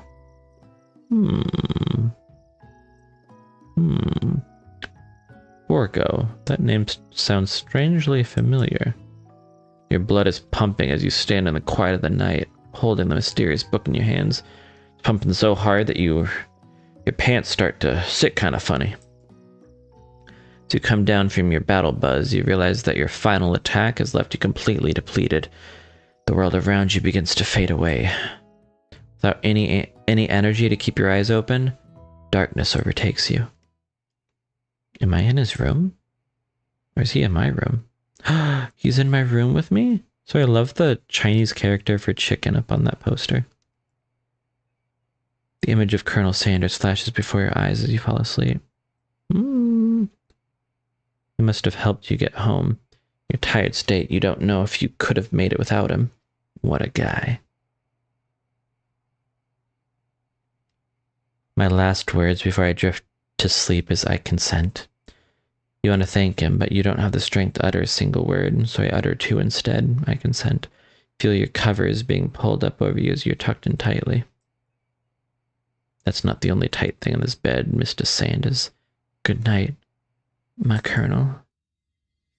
In your dream, you're together with Colonel Sanders. For some reason, Sprinkles is also there? Okay, that's not my kink. Constructing your love. Dreams are weird. Zzz. Oh god, I'm going dizzy. Kind of like that though. Wait, will it happen again? Zzz, me sleepy. You awake on day 2 and attempt to process the wild visions you had. Were they memories? Or premonitions? You lie in bed and stare at the ceiling, thinking about the secret you discovered while tasting Colonel Sanders' cooking yesterday. Can't believe he really used his... used... And then there was that secret ingredient that Colonel Sanders went ahead and told you outright. Not much of a secret, huh? It's probably just because he already trusts you so much. Yeah. I'm his man's as much as he's mine. It's a good thing that we all understand that. And respect it. Of course. Of course we respect it. Why wouldn't we? We respect everything about it. We really do. Wink, wonk. You meet up with your bestie in front of the school. Before you can tell her about the encounter with the spork monster, she launches into a story of her own. Okay, I know this might sound a little strange, but I think I might be, pregnant. I think I might like Clank. That's basically the same thing. I knew it. I knew that if I put her and Clank together, they'd hit it off. She's gonna have more luck with Clank than I'm having with Sanders. Like him? Like? I know, it sounds like it's moving too fast, but there's something about him. I like him. Like him. You know what? I'm happy for her. He's freaky and I like that. We got to talking after class, and he's actually a totally sweet guy. Not only that, but he's really smart. He told me all kinds of stories about Colonel Sanders. What? It's like he Colonel Sanders' ex. Did you know that Colonel Sanders was the most popular kid in his high school? Sounds about right. No, but that makes complete sense.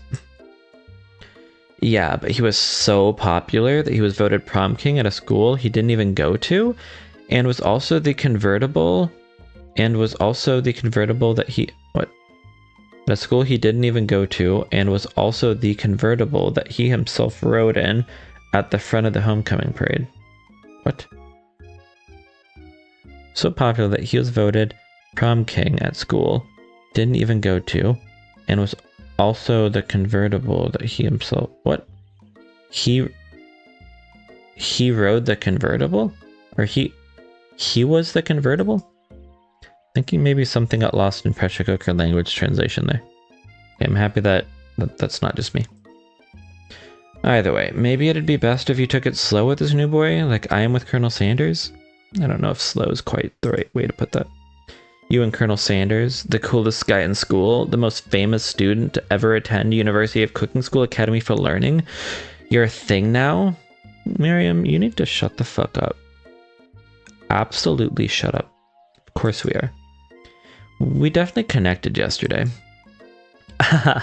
Sure you did. You're great. Why wouldn't he be into you, I guess? Are you mocking me? Do you not believe me, Miriam? Laughing at the implication that you and Colonel Sanders might be a thing is definitely not cool. You are great. Exactly. You have an idea about how to prove that your love is real. I'm gonna slap his dick and see how he responds. Well, if he's not into me, why did he tell me one of his secret ingredients? However, you don't tell her that you know a second ingredient too, which you discovered on your own. Your bestie's eyes light up. A secret ingredient? Yeah, I just said that. A secret ingredient. Is there a dramatic echo in here? Miriam checks to make sure you're alone before continuing. Okay, yep, we're alone. So, this summer, while I was on vacation with my family, a lovely man approached me in the botanical garden where I was wandering. Sounds like something I'd do. This can't be good. He told me all about his passion for spices. Secret spices. The man even gave me some to show me what he meant. Did she have a moment with my mans? He said it was a powder created from super duper rare dried flower petals, and that if I did him a big favor, I could have some of my own. Damn. Miriam gave this man a wet sloppy in a botanical garden. My kind of binge. Please, Miriam, don't tell me. I filled my suitcase with them and brought them home. Uh-oh. What was the favor, Miriam? Miriam? What was the favor? He was so nice, he even met me at the gate when I arrived. Later, when I cooked with him, a very strange feeling came over me. The flavor was unlike anything I'd ever tasted. I think you're being very liberal with the meaning of spices here. You know, flower petals? Whatever. Anyhow, we both share an interest in cooking, so we've stayed in touch. You know, like pen pals. I bet he would love to know more about a new spice. Exactly, like, Miriam's a naughty lady. Is like Miriam trying to get close to this guy? To my mans? What the fuck happened to Clank, bitch? Stay in your lane. I'm definitely not supposed to share Colonel Sanders' secret recipe. And besides, I only know the one ingredient, so I doubt it'd be much use to anyone. Cough, fibber, cough. Please, please, please, it would mean the world to me. No one has to know it came from you or from Colonel Sanders. What do you think? Should you protect Colonel Sanders' secret or share it with your bestie? Of course I'm not going to tell her. That's like my secret. Like even if I didn't really care for him, I still like to keep the secrets to myself. Quickly think of a fake ingredient name. I don't know. How about it was Eye of Newt? I know, sounds like some kind of weird witch potion, but what can you do? Okay, fun fact. Eye of Newt was like just this weird like traditional name that they gave to us, like to a common ingredient that we all eat often. So Eye of Newt is just mustard seed. So when you have mustard, you're having Eye of Newt. It's because like mustard seed just looks like a newt's.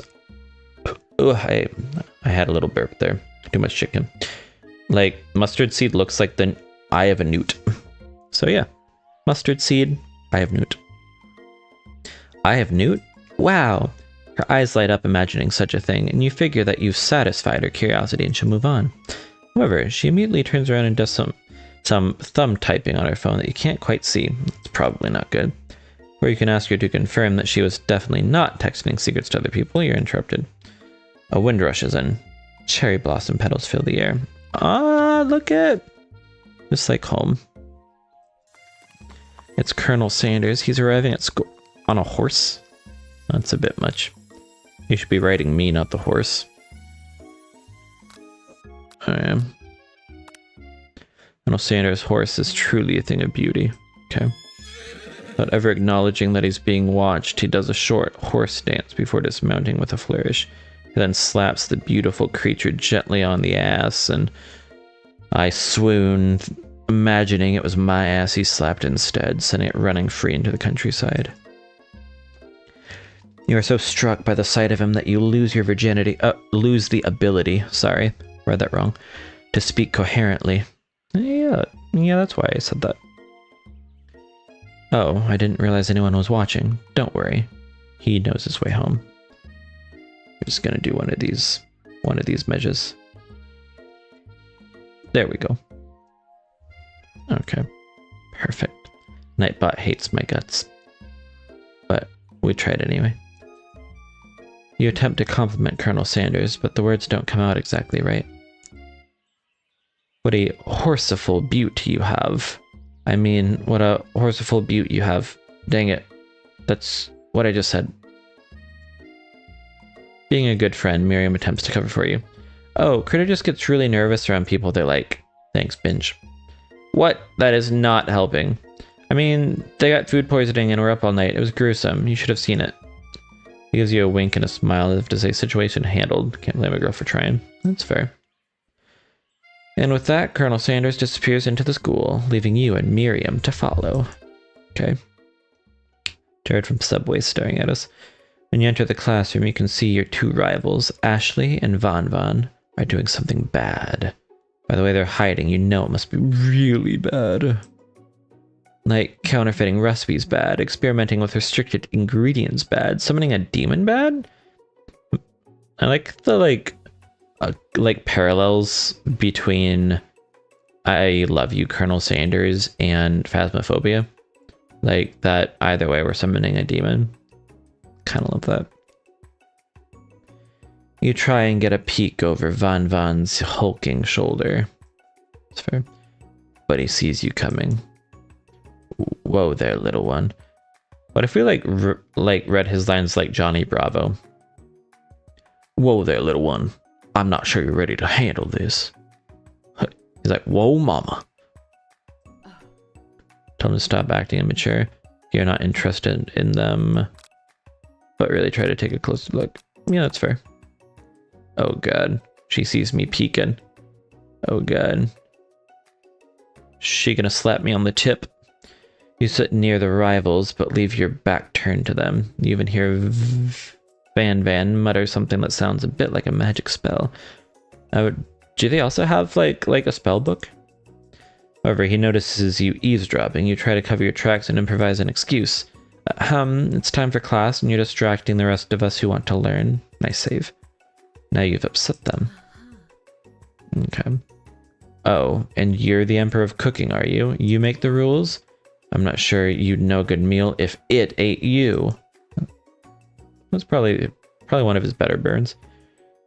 Being the best chef in the world takes more than just culinary skills. It takes creativity. It takes panache. And it doesn't hurt to use a little evil. You finally get a look at what it was they were hiding, and you instantly recognize it. It's a book just like the one you found after your encounter with the spork monster. Yeah, that's fair.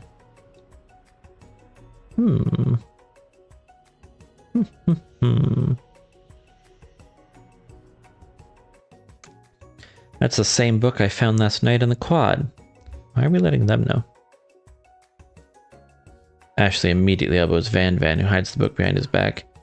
I don't know what you're talking about. That book is a family heirloom and its contents are secret. It's like in the Grinch, when like the baby Grinch is like, ah, what beautiful family heirlooms, and then he smashes them with a hammer to make his like tree topper for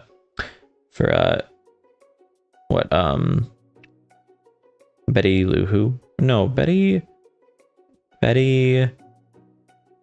Miss. Wait, no, she's not Betty.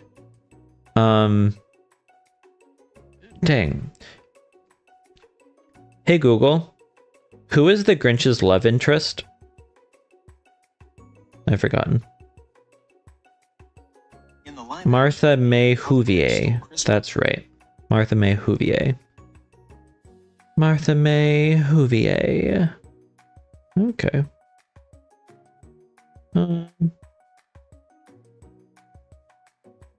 Okay. Martha May Whovier. Cindy. Oh wait, Cindy's the child. Yeah, no. Freep. That is definitely wrong. Cindy Lou Who is not the Grinch's love interest. She is a child. You notice that they haven't just been studying the book. They've got Pop pinned to the wall, and they're tossing potato skins at him as he tries to catch them in his mouth. The way he's probably having the time of his life, though. We're playing, he. See, exactly, he has no idea. It's basically harmless fun. Before you can dig in any further, you're interrupted by the arrival of more students. It's almost time for class. Is the ghost student still a student? Beep, beep. Oh, it's Miriam's boy. Clank must be running late. He's in such a hurry that he rolls right over Van Van's meaty foot. Hey, watch it, you bucket of bolts. You watch how you talk to him. He didn't do anything. Okay, well, we didn't have to butt in there. Like, to be fair, Clank did, like, run over his foot. Bzzz, twomp. Who do you think you're talking to? I've never heard such language, not even from a stand mixer. Oh, that's what he is. He's pissed. He's like, gonna kill them. Womp womp. No, your mother was a stand mixer. Okay, well, to be fair, his mother was a stand mixer. Uh-oh. He's losing it.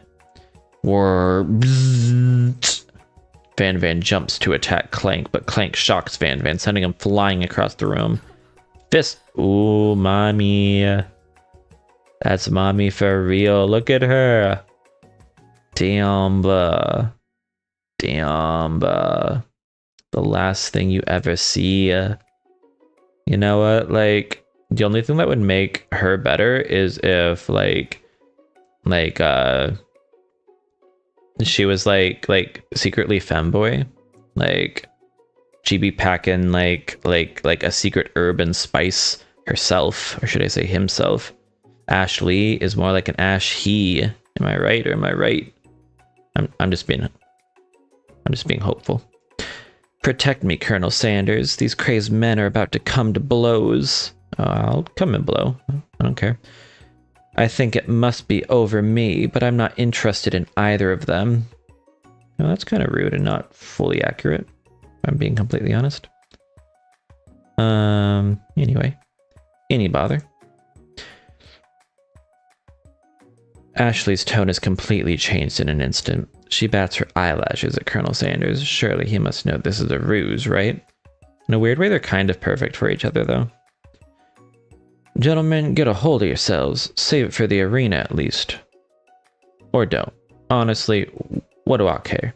I've got lofty career aspirations to focus on. Not really sure what my accent is with him, but I'm trying them all. Maybe I can help you with your business plan? That's my man's. Just then, Sprinkles arrives to signal the true start of the class day. He's panting, which doesn't seem that abnormal. He's a professor, but he's also a dog. Students, please take your seats. I apologize for my late arrival. I spent the morning chasing a car all around town, and my tiny legs are very, very tired. Poor man's. But I'm here now, and I hope you're ready to learn. Rub his furry dog belly, he loves it. After he catches his breath, Sprinkles regains control of the classroom. Without further ado, we'll review the global history of my favorite fowl, the chicken. Good. You want to pay attention to the lesson, surely you do. Which is why in 1776, at the signing of the Declaration of Independence, was a chicken who first signed their name. That's fair. And completely accurate and true. Fun fact.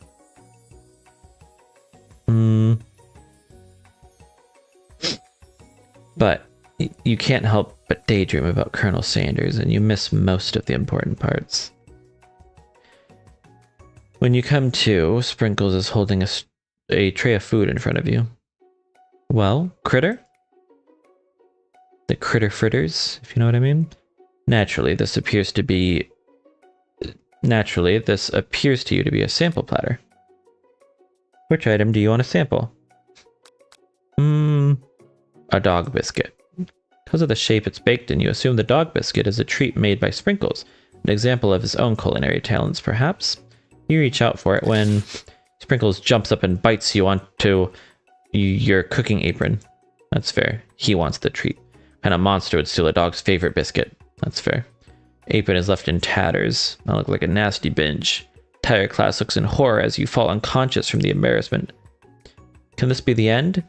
I never even got to taste it. Getting between a dog and his bone probably isn't a great choice. Well, honestly, like that's like anyone trying to get between me and like Colonel's bone. Game over?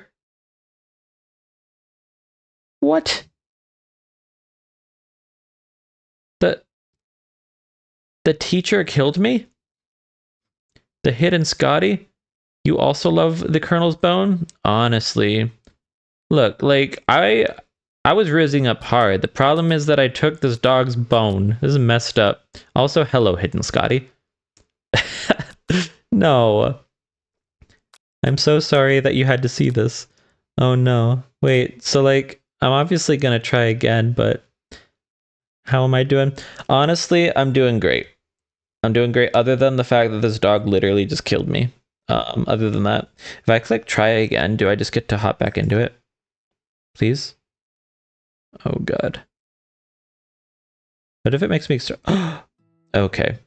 An attempt to process the wild visions you had. Were they memories or premonitions of this? Oh no. Like, you weren't rizzing hard enough. You were hard and rizzing, honestly. You're right. Yeah, no. A dappener on my mode. No, I think all of us are a bit flustered, and so I don't blame your typing. All of us are kind of having a shared moment right now at me being obliterated by a dog. Were they memories or premonitions? You lie in bed and stare at the ceiling thinking about the secret you discovered. Okay, so we need to get back to... Okay. So we're just gonna power through. Bestie, tell her about it. What does this do? Does this like... Yeah. Dampener or something. I think that that's right this time. Dampener for real. It was so popular. Oh, okay. So we're just gonna do this until we get back into the classroom. We're doing this, and then this time I just won't make a fake ingredient. I have Newt. Did the Colonel come to you in your dreams? Yeah, the Colonel came on me in my dreams. Wait, I mean, into me. I mean, onto me. Yeah, the Colonel came to me. I have Newt. Scotty, were you here when, yeah. Were you here when, I pointed out that I have Newt is actually just like the traditional, like old wives' way of saying mustard seed? It's a fun fact. So when we're eating mustard, we're eating I have Newt. Bring me back to the class. Stand back and admire him. Yeah. We getting into that classroom. Yeah. They fighting.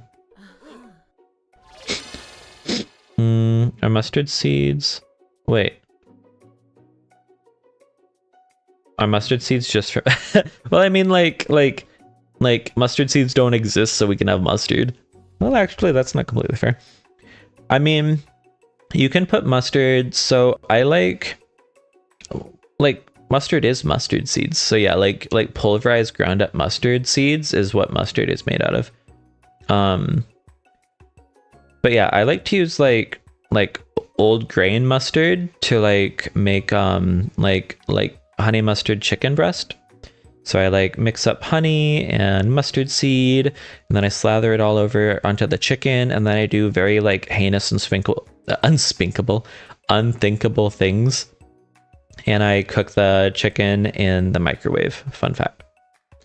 Also another fun fact, I have been calling it a microwave, like Michael and wave, like wave hi to Michael, microwave, for years. Because one time on Facebook Marketplace, I saw somebody selling a microwave, but they called it a microwave.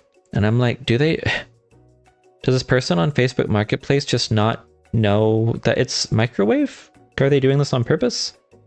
Do they really think it's called a microwave? Like, I hope so. Okay. Any bother. An eggcorn. Very nice eggcorn.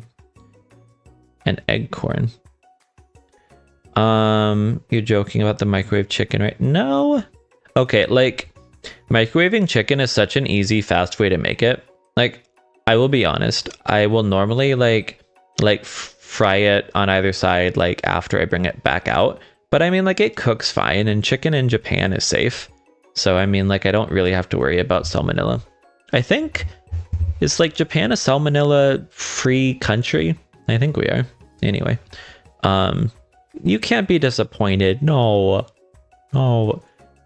like, we can't all be chef's freep. I'm sorry. Eggcorn linguistic term, basically where you say a word that sounds similar to the word you are trying to say and sort of means a similar thing, like old timer's disease for Alzheimer's disease. I like that. Although I'm gonna be honest, I don't know that microwave means a similar thing to microwave or dog eat dog world instead of dog eat dog world. What? It's not doggy dog world? Oh no. Could have sworn it was a doggy dog world. No. Please tell me it's really doggy dog world. It's a doggy dog world for real. Oh no. Okay. We just need to get back to where I can choose to not choose the... Oh, it's mommy again. Ooh, it's mommy. I started at the perfect time. That's mommy. Okay, come on. Just then Sprinkles. Yeah. Okay, Sprinkles is back. And then a thing. Maybe it's not a perfect eggcorn, but you know, you could think it's named after a guy called Michael.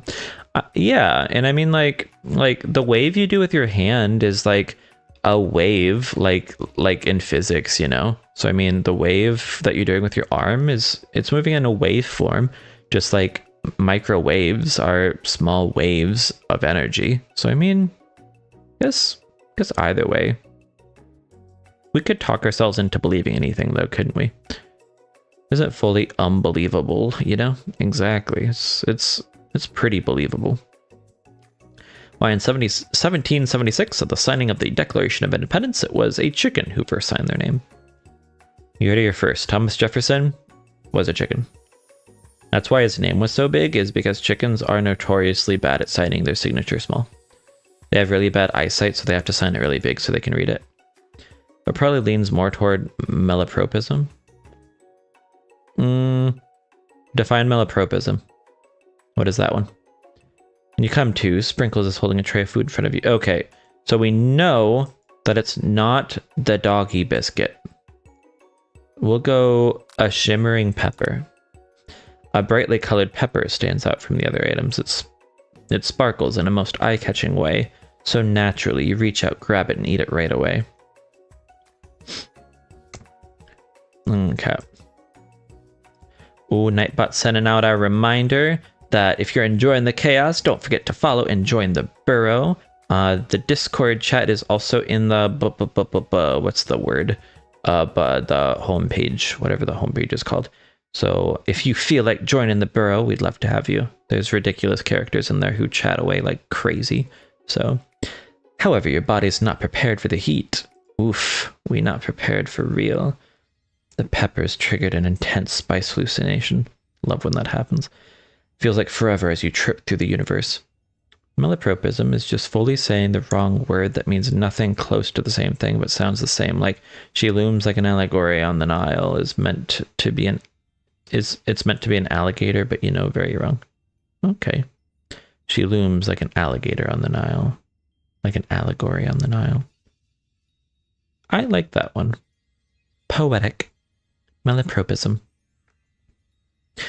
I just found out yesterday that apparently like a palindrome, like race car reads the same front and back. There's also like let's see, palindrome is a emulfidip or something like that. Like whatever palindrome is backwards is a thing that like, what am I trying to say? Oh, it's like a thing that like when read forward or backwards are two different words. Yeah, a semordolap, or palindrome, immortalap. Yep, stressed and desserts. Yep. Yes, stressed and desert. No, you're right to say desserts. Because it's stressed in desserts. Yeah. The peppers triggered an intense spice hallucination. My friend. Ooh. You're not my friend. You're a shade from Phasmophobia. No, it's Semidorlap. It's palindromes. Backwards, not palindrome. What? Backwards, not palindrome? No, it's Semimortalap. It's palindromes backwards, not palindrome. Okay. So it is Semortalap.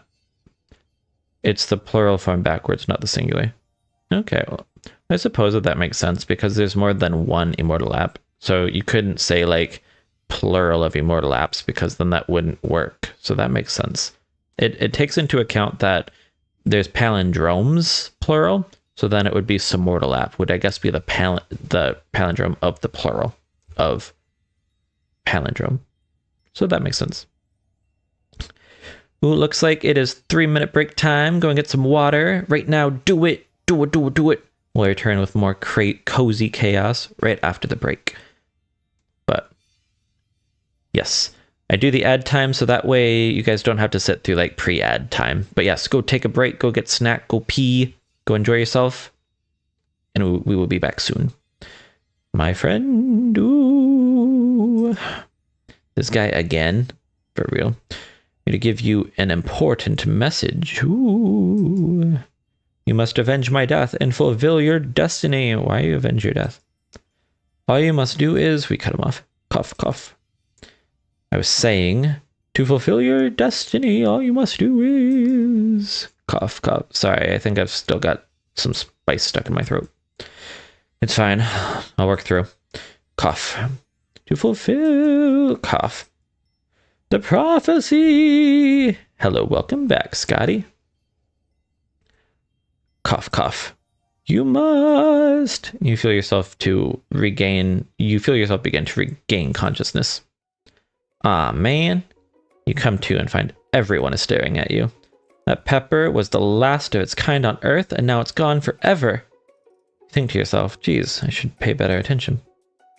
We all make mistakes. I'm sure he'll forgive you. Someday. Also, welcome back, Scotty. I don't remember if I said that. I'm a little, like, loose in the brain. Come on, it's time for lunch. Before anyone can relax, the cafeteria lights dim. And your rivals enter to make a dramatic announcement. No worries, gamer. Today's lunch will be prepared via timed competitive cook-off. Hey, Ashley, I like it. The level of theatrics with these two is off the charts. They're kind of like Jesse and James from Pokemon. I kind of like it. Demand that they stop wasting everyone's time. Step up and tell them, you're on. We like it. Yeah. The glasses. Glasses gamer.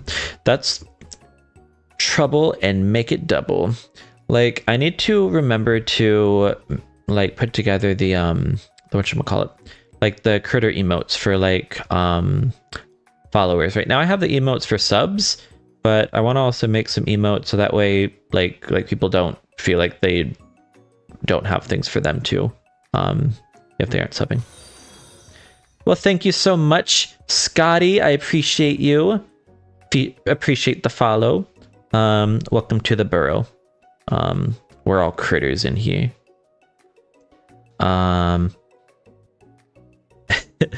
You will take the no emotes. Well, yeah, but like I like that, like the idea of anyone having the emotes. So I want to put the emotes together, and in all transparency, I've been putting together the emotes with help of AI until like if the channel ever goes anywhere, eventually, then maybe using any funding for like emote art and stuff like that. But for now, we got our AI art, and it is doing the trick. Although, again, I do appreciate artists and their contributions. So, a bit of lunchtime competition, eh? Count me in. If I have to wipe the tables with you fools before I set my lunch down on it, then so be it. That's nice. I'm not the fool, you're the fool. Exactly. Good one, Van. I like your gumption, Critter. Okay. So he likes both of us now? I'll be watching your performance. Daddy's watching me? Okay. Just as things reach a boiling point, Sprinkle steps in. Surely he'll put a stop to this madness. Now, students, please settle down. This is a lunchroom, not a sportsing court. He's gonna show us the sportsing court, isn't he? Finally, a little sense. You breathe a sigh of relief. At least not until we turn on the timer. Just then, a huge light blasts you in the face, flashing the words, "Timer ready." Beautiful news. That's what I'm talking about. Oh, beautiful. I stand corrected. The hard way builds solidly a foundation of confidence that cannot be swept away. That's true. That's an original quote by me, in case anyone was wondering. I hope its message lifts you to victory. I love how humble he is. He's actually holding a knife with a little, like, chain on it. She's a, like, mommy dom for real. For real. Like a diamond, I was formed under pressure, and now is my chance to shine. I will defeat you myself. You had his chicken, and you made mashed potatoes and gravy on day one, and you're feeling like you can really impress him again here. It's time to boil some water for the potatoes. Think fast. If the timer runs down, you'll be forced to pick randomly. Uh-oh. What temperature does water boil at? 100 Celsius. That's right. But how would you have gotten into the school without knowing that? Uh-oh. This is gonna be rough. Celsius is used to measure temperatures of water, just like Fahrenheit is used to measure temperatures of people. Winter gets to rub my furry belly. Let that enticing offer motivate you. Yeah. You're going to need to season this chicken before you cook it. You don't know Colonel Sanders' recipe exactly, but you have an idea. How many herbs and spices did he say he uses? 11. Easy. That's right. You might not know all of the ingredients yet, but at least you're headed in the right direction. Oof, this is getting intense. Tail wagging intensifies. Now that you've got some basic steps going, it's time to elevate your craft. What state of mind offers the most flavor? Vigilance, trust, gratitude, vigilance for sure. No, what? No. I'm begging you to get it together. Get it? I'm a dog. It's never the wrong time for some dog jokes. That's fair. Next question. Your classmates are rooting for you, but Ashley is simply stronger and faster than you. You'd better pick up the pace if you want to survive. When you were a child, your father told you to never forget where you came from. Every day, you meditate on his advice and draw energy from that place. Now would be a great time to harness that energy, so where does it come from? That's right, this is your shot, and you're not going to miss it. Arroo! You try to shut out the noise of the arena and focus on your cooking. What is the sound of success? Sizzling. What? Oh god, don't make me get the spray bottle. No, you nose Colonel Sanders out of the corner of your eye. I believe in you, Critter. Daddy believes in me. He's actually cheering you on. Which would be awesome, except knowing he's watching you makes you totally forget what you were doing. That's fair. That's fair. Look at him. His fucking Dorito-ass torso. Love him.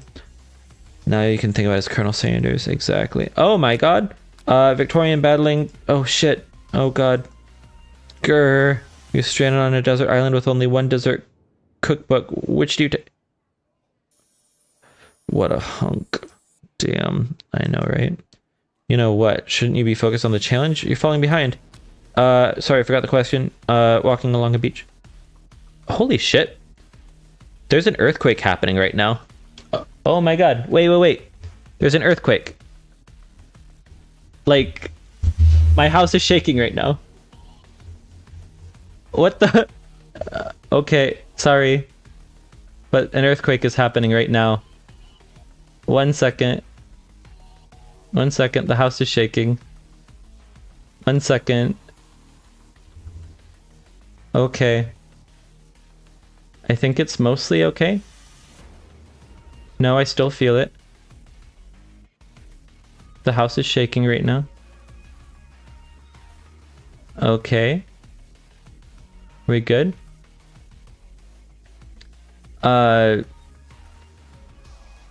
Okay, have a good night, Chanel. Yeah, no, like literally there's an earthquake right now. Okay. Earthquakes are spooky. Oof. Oof. Wasn't sure if it was like my heart pumping because I was getting into that, or if it was like earthquake. But oh my god. That was like earthquake. Now time to do the mandatory like messaging everybody and being like earthquake.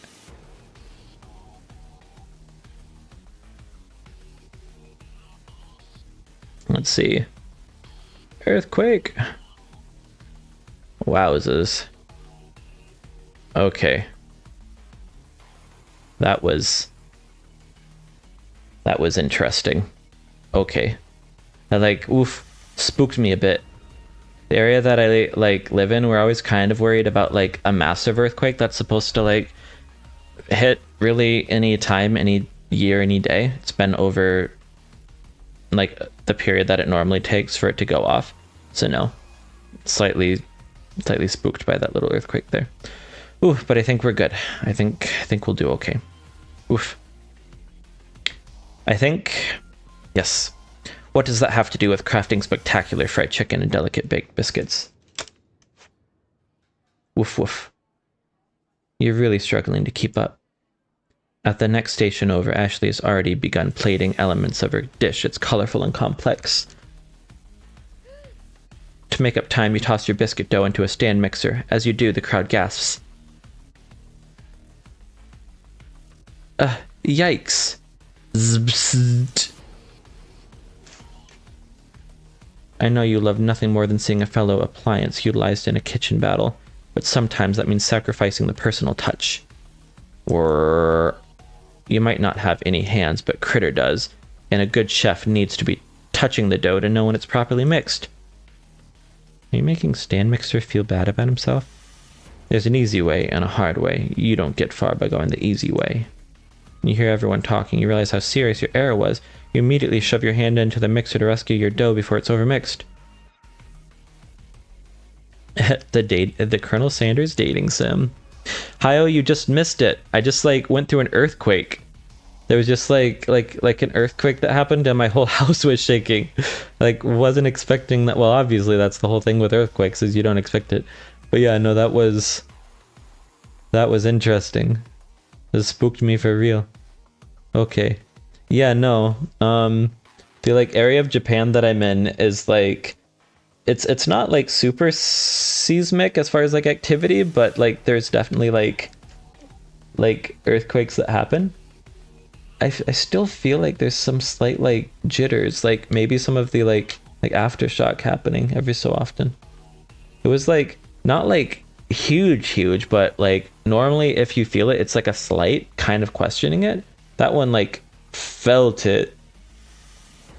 Yeah. I'm good. Luckily, like it wasn't big enough to like knock anything down, luckily, but yeah, now I'm like curious to see. Here, I'm gonna look it up and see like where the earthquake happened. Let's see. Yeah, like people are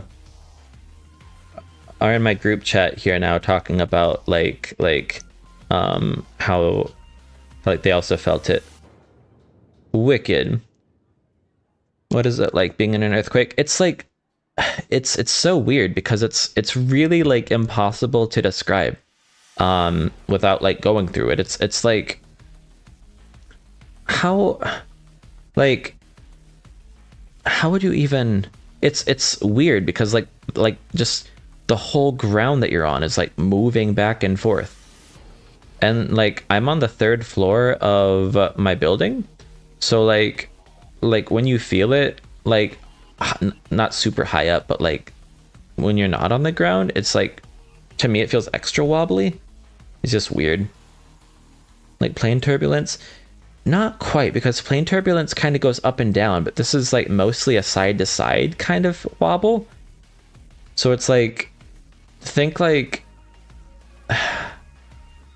if you've ever been on like a water bed, like almost kind of like that kind of movement. Or like if you've, how would I even describe it? Here, Let's see if Google can help. Hey Google, what does an earthquake feel like? Let's see what it says. The sensation of an earthquake vary greatly depending on several factors. So, Magnitude of the earthquake. Larger earthquakes produce yeah, like distance from the epicenter. interesting. For a large nearby earthquake, there can be a rumbling sound. Depth of the earthquake. Shallower earthquakes tend to cause more intense. Yeah, so it's more like a roll. Yeah, or like a rock. So it's weird because it feels like there's this like rolling of land going on kind of underneath you. It's like shaking, but it's more like if your whole house was riding on a wave. It's weird. Whew. Any bother. When you hear everyone talking, you realize how serious your error was. You immediately shove your hand into the mixer to rescue your dough before it's overmixed. Critter, no! You're not fast enough and your hand gets stuck. It's immediately crushed by the quickly spinning beaters. There's no way you'll be able to use that hand for the rest of the match. Colonel Sanders shakes his head in shame. What you often find is that the easy way can turn out much, much more difficult. Everyone stop what you're doing right now. This battle is over. I lost. It can't be. I was so close to finishing my dish. Sweetheart, look at your hands. You simply can't go on. Aw, that's too bad. And here I am with a completed dish ready to serve. Surely that makes me the winner by default. No, it wouldn't be fair to compare the two on account of Critter's injury. You see Sprinkles begin to lick his doggy chops as he locks onto the dish.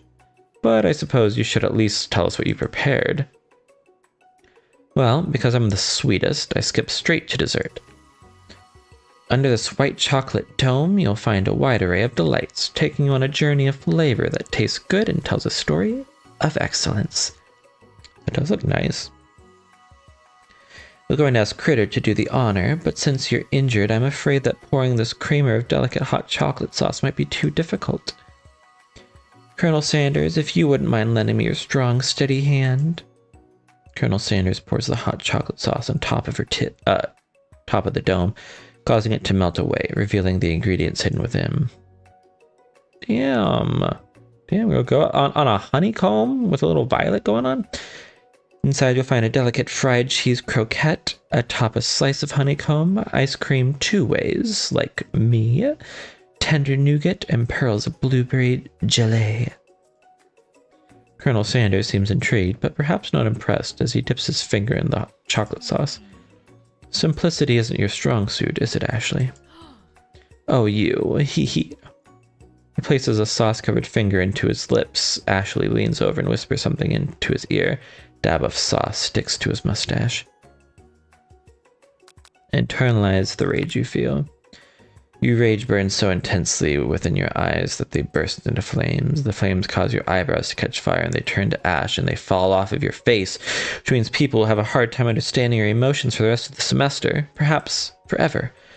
Embarrassed and ashamed by your poor performance, not to mention your crispy fried brow, you run for the quad to be alone. A lot happened there. The beautiful weather feels like an insult. Inside of you, a storm rages. It's Colonel Sanders. He's probably here to tell you that he and Ashley are in love and have decided to get married. He won't even ask you to cater his wedding because you're a terrible chef and an awful person. Well, I think we will leave us in suspense to see what Colonel Sanders thinks. And let's see. If we go to title screen here, does it save? We will save his response for tomorrow. I think I'll continue this tomorrow and maybe even finish it tomorrow. As I am going to sign off, I think, for the day. But I do love this music in this title sequence. But yes, thank you so much for joining today. Yeah, no, I've had such mixed feelings. Expected an analogy of your eyebrows falling off, not them exactly, right? Like that was a bit much. Like the rage was supposed to be internalized, but the fact that like I guess my eyes literally caught on fire. Like I do have these nice like pretty red eyes, but like they weren't supposed to be real fire. But I don't know. This music is like, I love it. It's like relaxing but intense and like really the perfect song for the weird emotions that I've been feeling. because I think I do like him, and I like that they didn't make him into like this perfect being, Colonel Sanders, or as I like to call him, Daddy Sanders. But also, I don't know, like I don't like his attitude of like, oh, I'm all that. But I do like that he's consistently true to himself. Like he doesn't try to be liked. And so I don't know. I don't know. It's confusing. But I think that that's what makes for good storytelling. Like the character's not supposed to be perfect.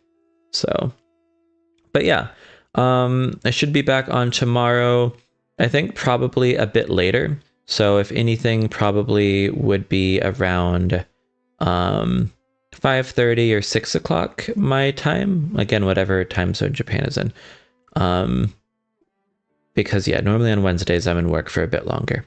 But once I get home and get showered and get ready and all of that, then I should be able to hop on and we will finish the Colonel's adventure.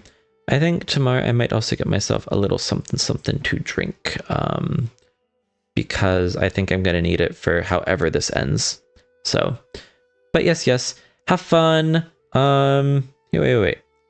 I always forget that, like, technically what I should do to be like cool is I should like do a like end of thing raid. So if you will bear with me, let's see if there's anyone else that I can raid and send people that way.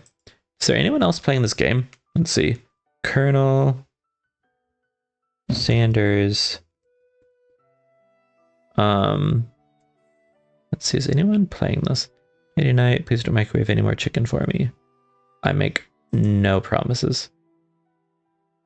Not surprisingly, I am the only person streaming this game, which I do kind of love. Let's see. If we do dating sim, no, I think for the most part we all tend to enjoy phasmophobia. We'll just send us off to a phas. I will teach you how to cook.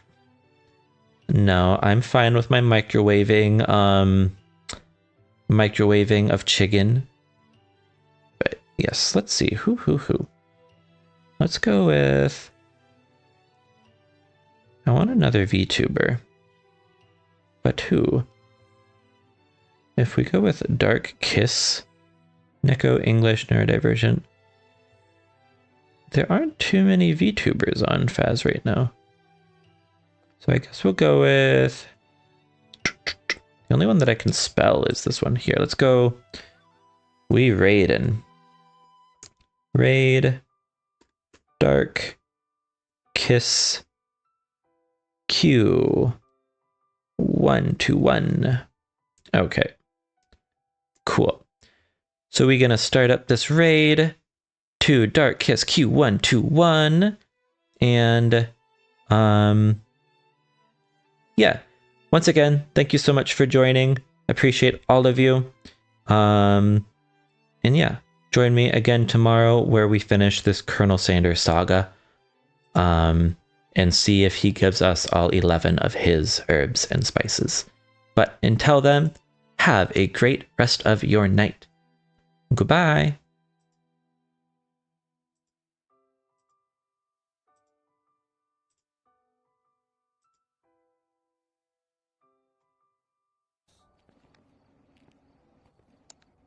I guess that confirms that one ghost can sometimes crawl backwards and occasionally walk straight up, even though they're the same ghost. That means, wait, hold on. What was the information we had?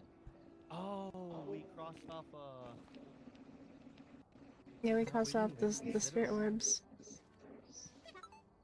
No, but it wasn't ghost orbs for poltergeist, it's ghost riding ultraviolet spirit box. Installing game. Yeah, we were one room off. Well, technically 2 rooms off. Yeah. There was, which one was it? Was it to the left or to the right? Because it was if we went forward, further down the hall, one more door, that's where the ghost kept coming out of. It was either that room or the room after that. It kept on alternating between those 2 rooms. Damn, that's rough. What? Yeah, Faz? Oh.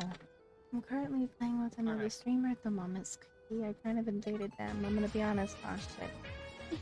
I know, I love it, you know, to hang out. But it is getting late for me, guys, so if you guys are down for one more, I'd love to. Yeah. But after one more, I think that's gonna be GG's for me. No worries. Thanks for letting me know. Spooky, if you want to be patient and just hold on for one more round, we can grab you up next one.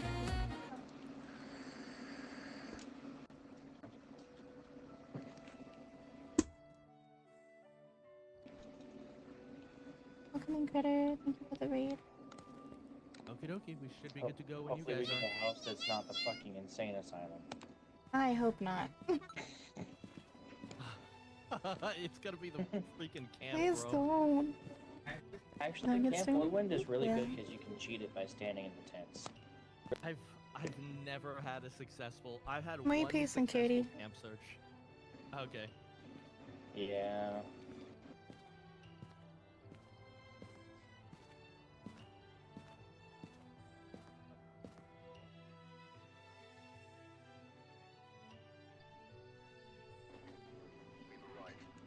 One second, I need to take my dog out.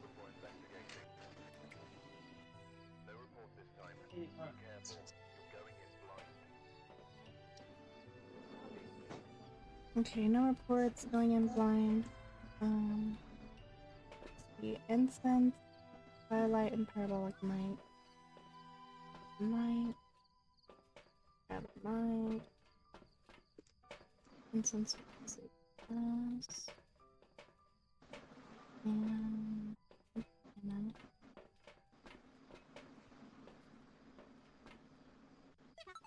Yeah. And it shows, so streaming at the moment, thank you.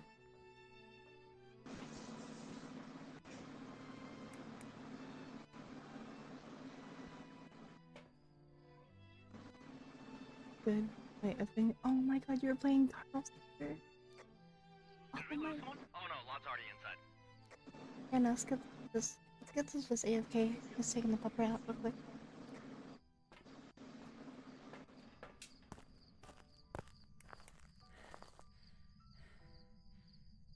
Thank you. It's a brand new model, to be fair.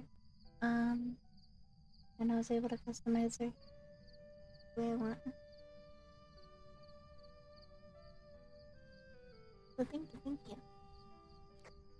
I think Lot got the glitch again where he can't hear us or talk.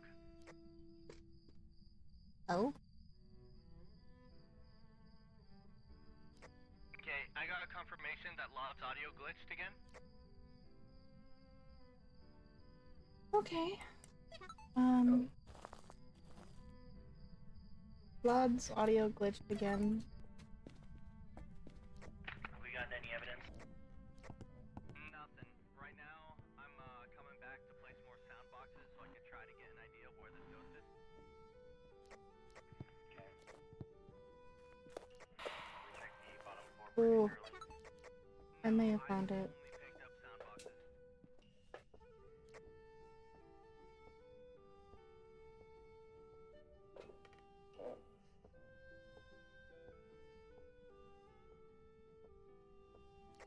I'm pretty sure this is the room. Went from 14 degrees Celsius to 7 degrees Celsius. Okay, I'll bring motion detector. Someone else is carrying 2 motion detectors right now. No. I have EMF. I have EMF from the parabolic mind. Lot says the upstairs restroom was open. Did anyone open it, or was it just like ajar? It was already open, but it's warm for wait, upstairs restroom. Actually, I was looking at the wrong thing. I didn't check that, but you'll see.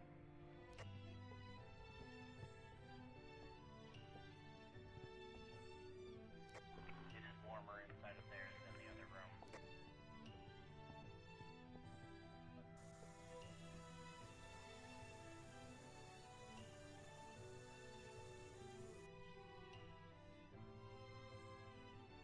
Maybe the same thing. If I am just go check. Is it? Yeah. It's a common bug with us now. I'm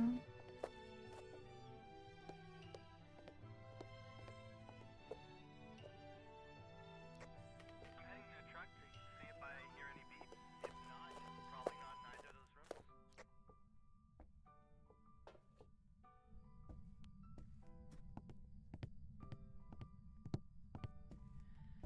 Is it up there?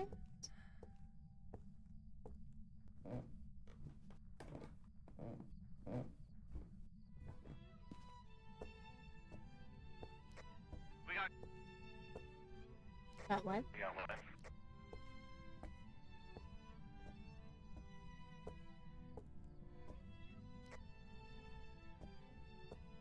We got what?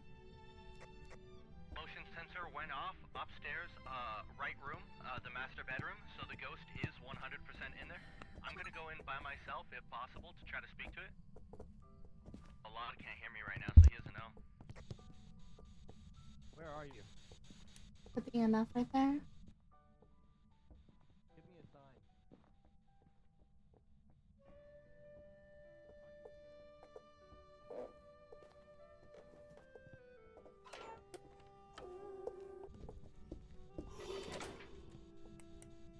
It wasn't a hunt. It wasn't a hunt, but I would have been dead.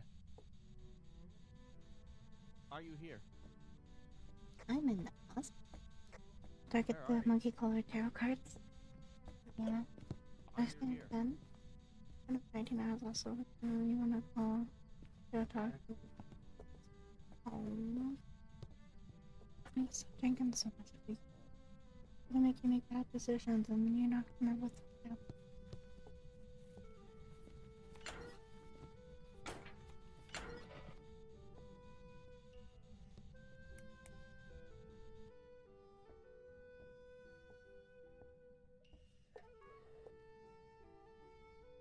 I'm gonna turn the power on. We got a ghost riding. I think we got an EMF 5, but I couldn't tell. I wasn't quick enough.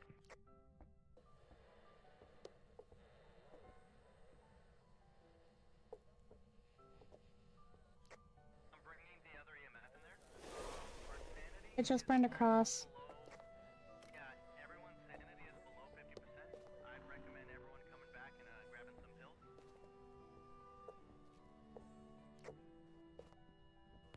EMF, what? 2?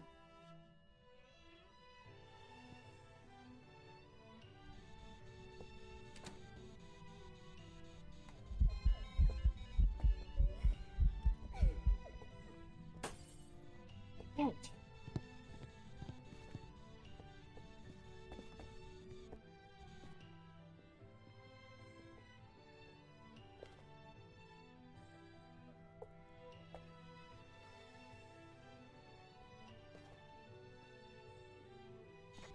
Just in case no one heard, I'll reiterate once more, we do have ghost riding.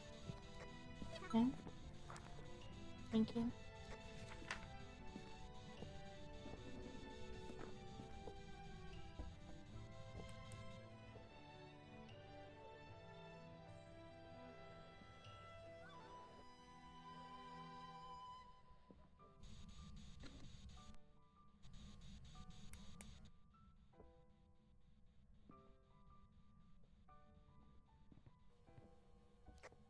Fucking music player somewhere? Yeah, that's what I heard too. It's like an old TV or radio. I think it's on the first floor.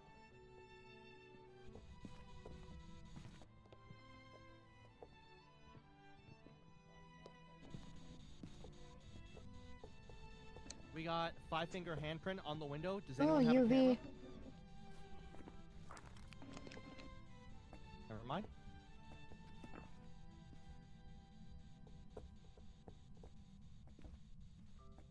Did it throw the books? I don't think anybody took. Okay, so just in case no one can hear, that is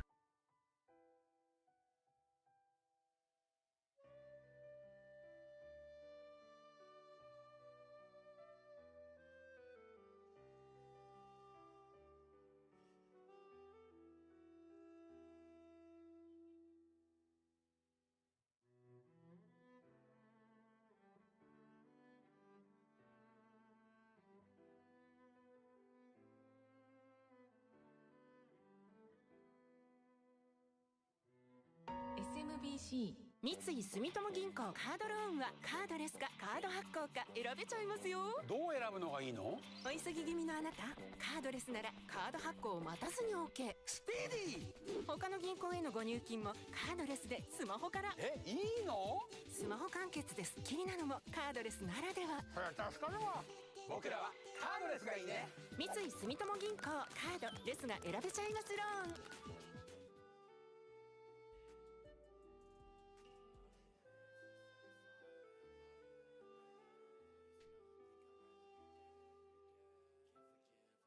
I give great advices.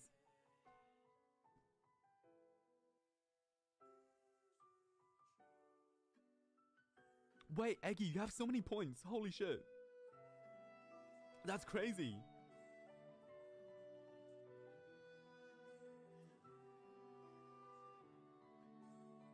Imagine subbing to this dude could not be me. You have a 2 months. Yeah, no, Ailey. Yeah. You call her out. 2 months sub badge. Wait, can I wait? Hang on. Can I do this? Does this work?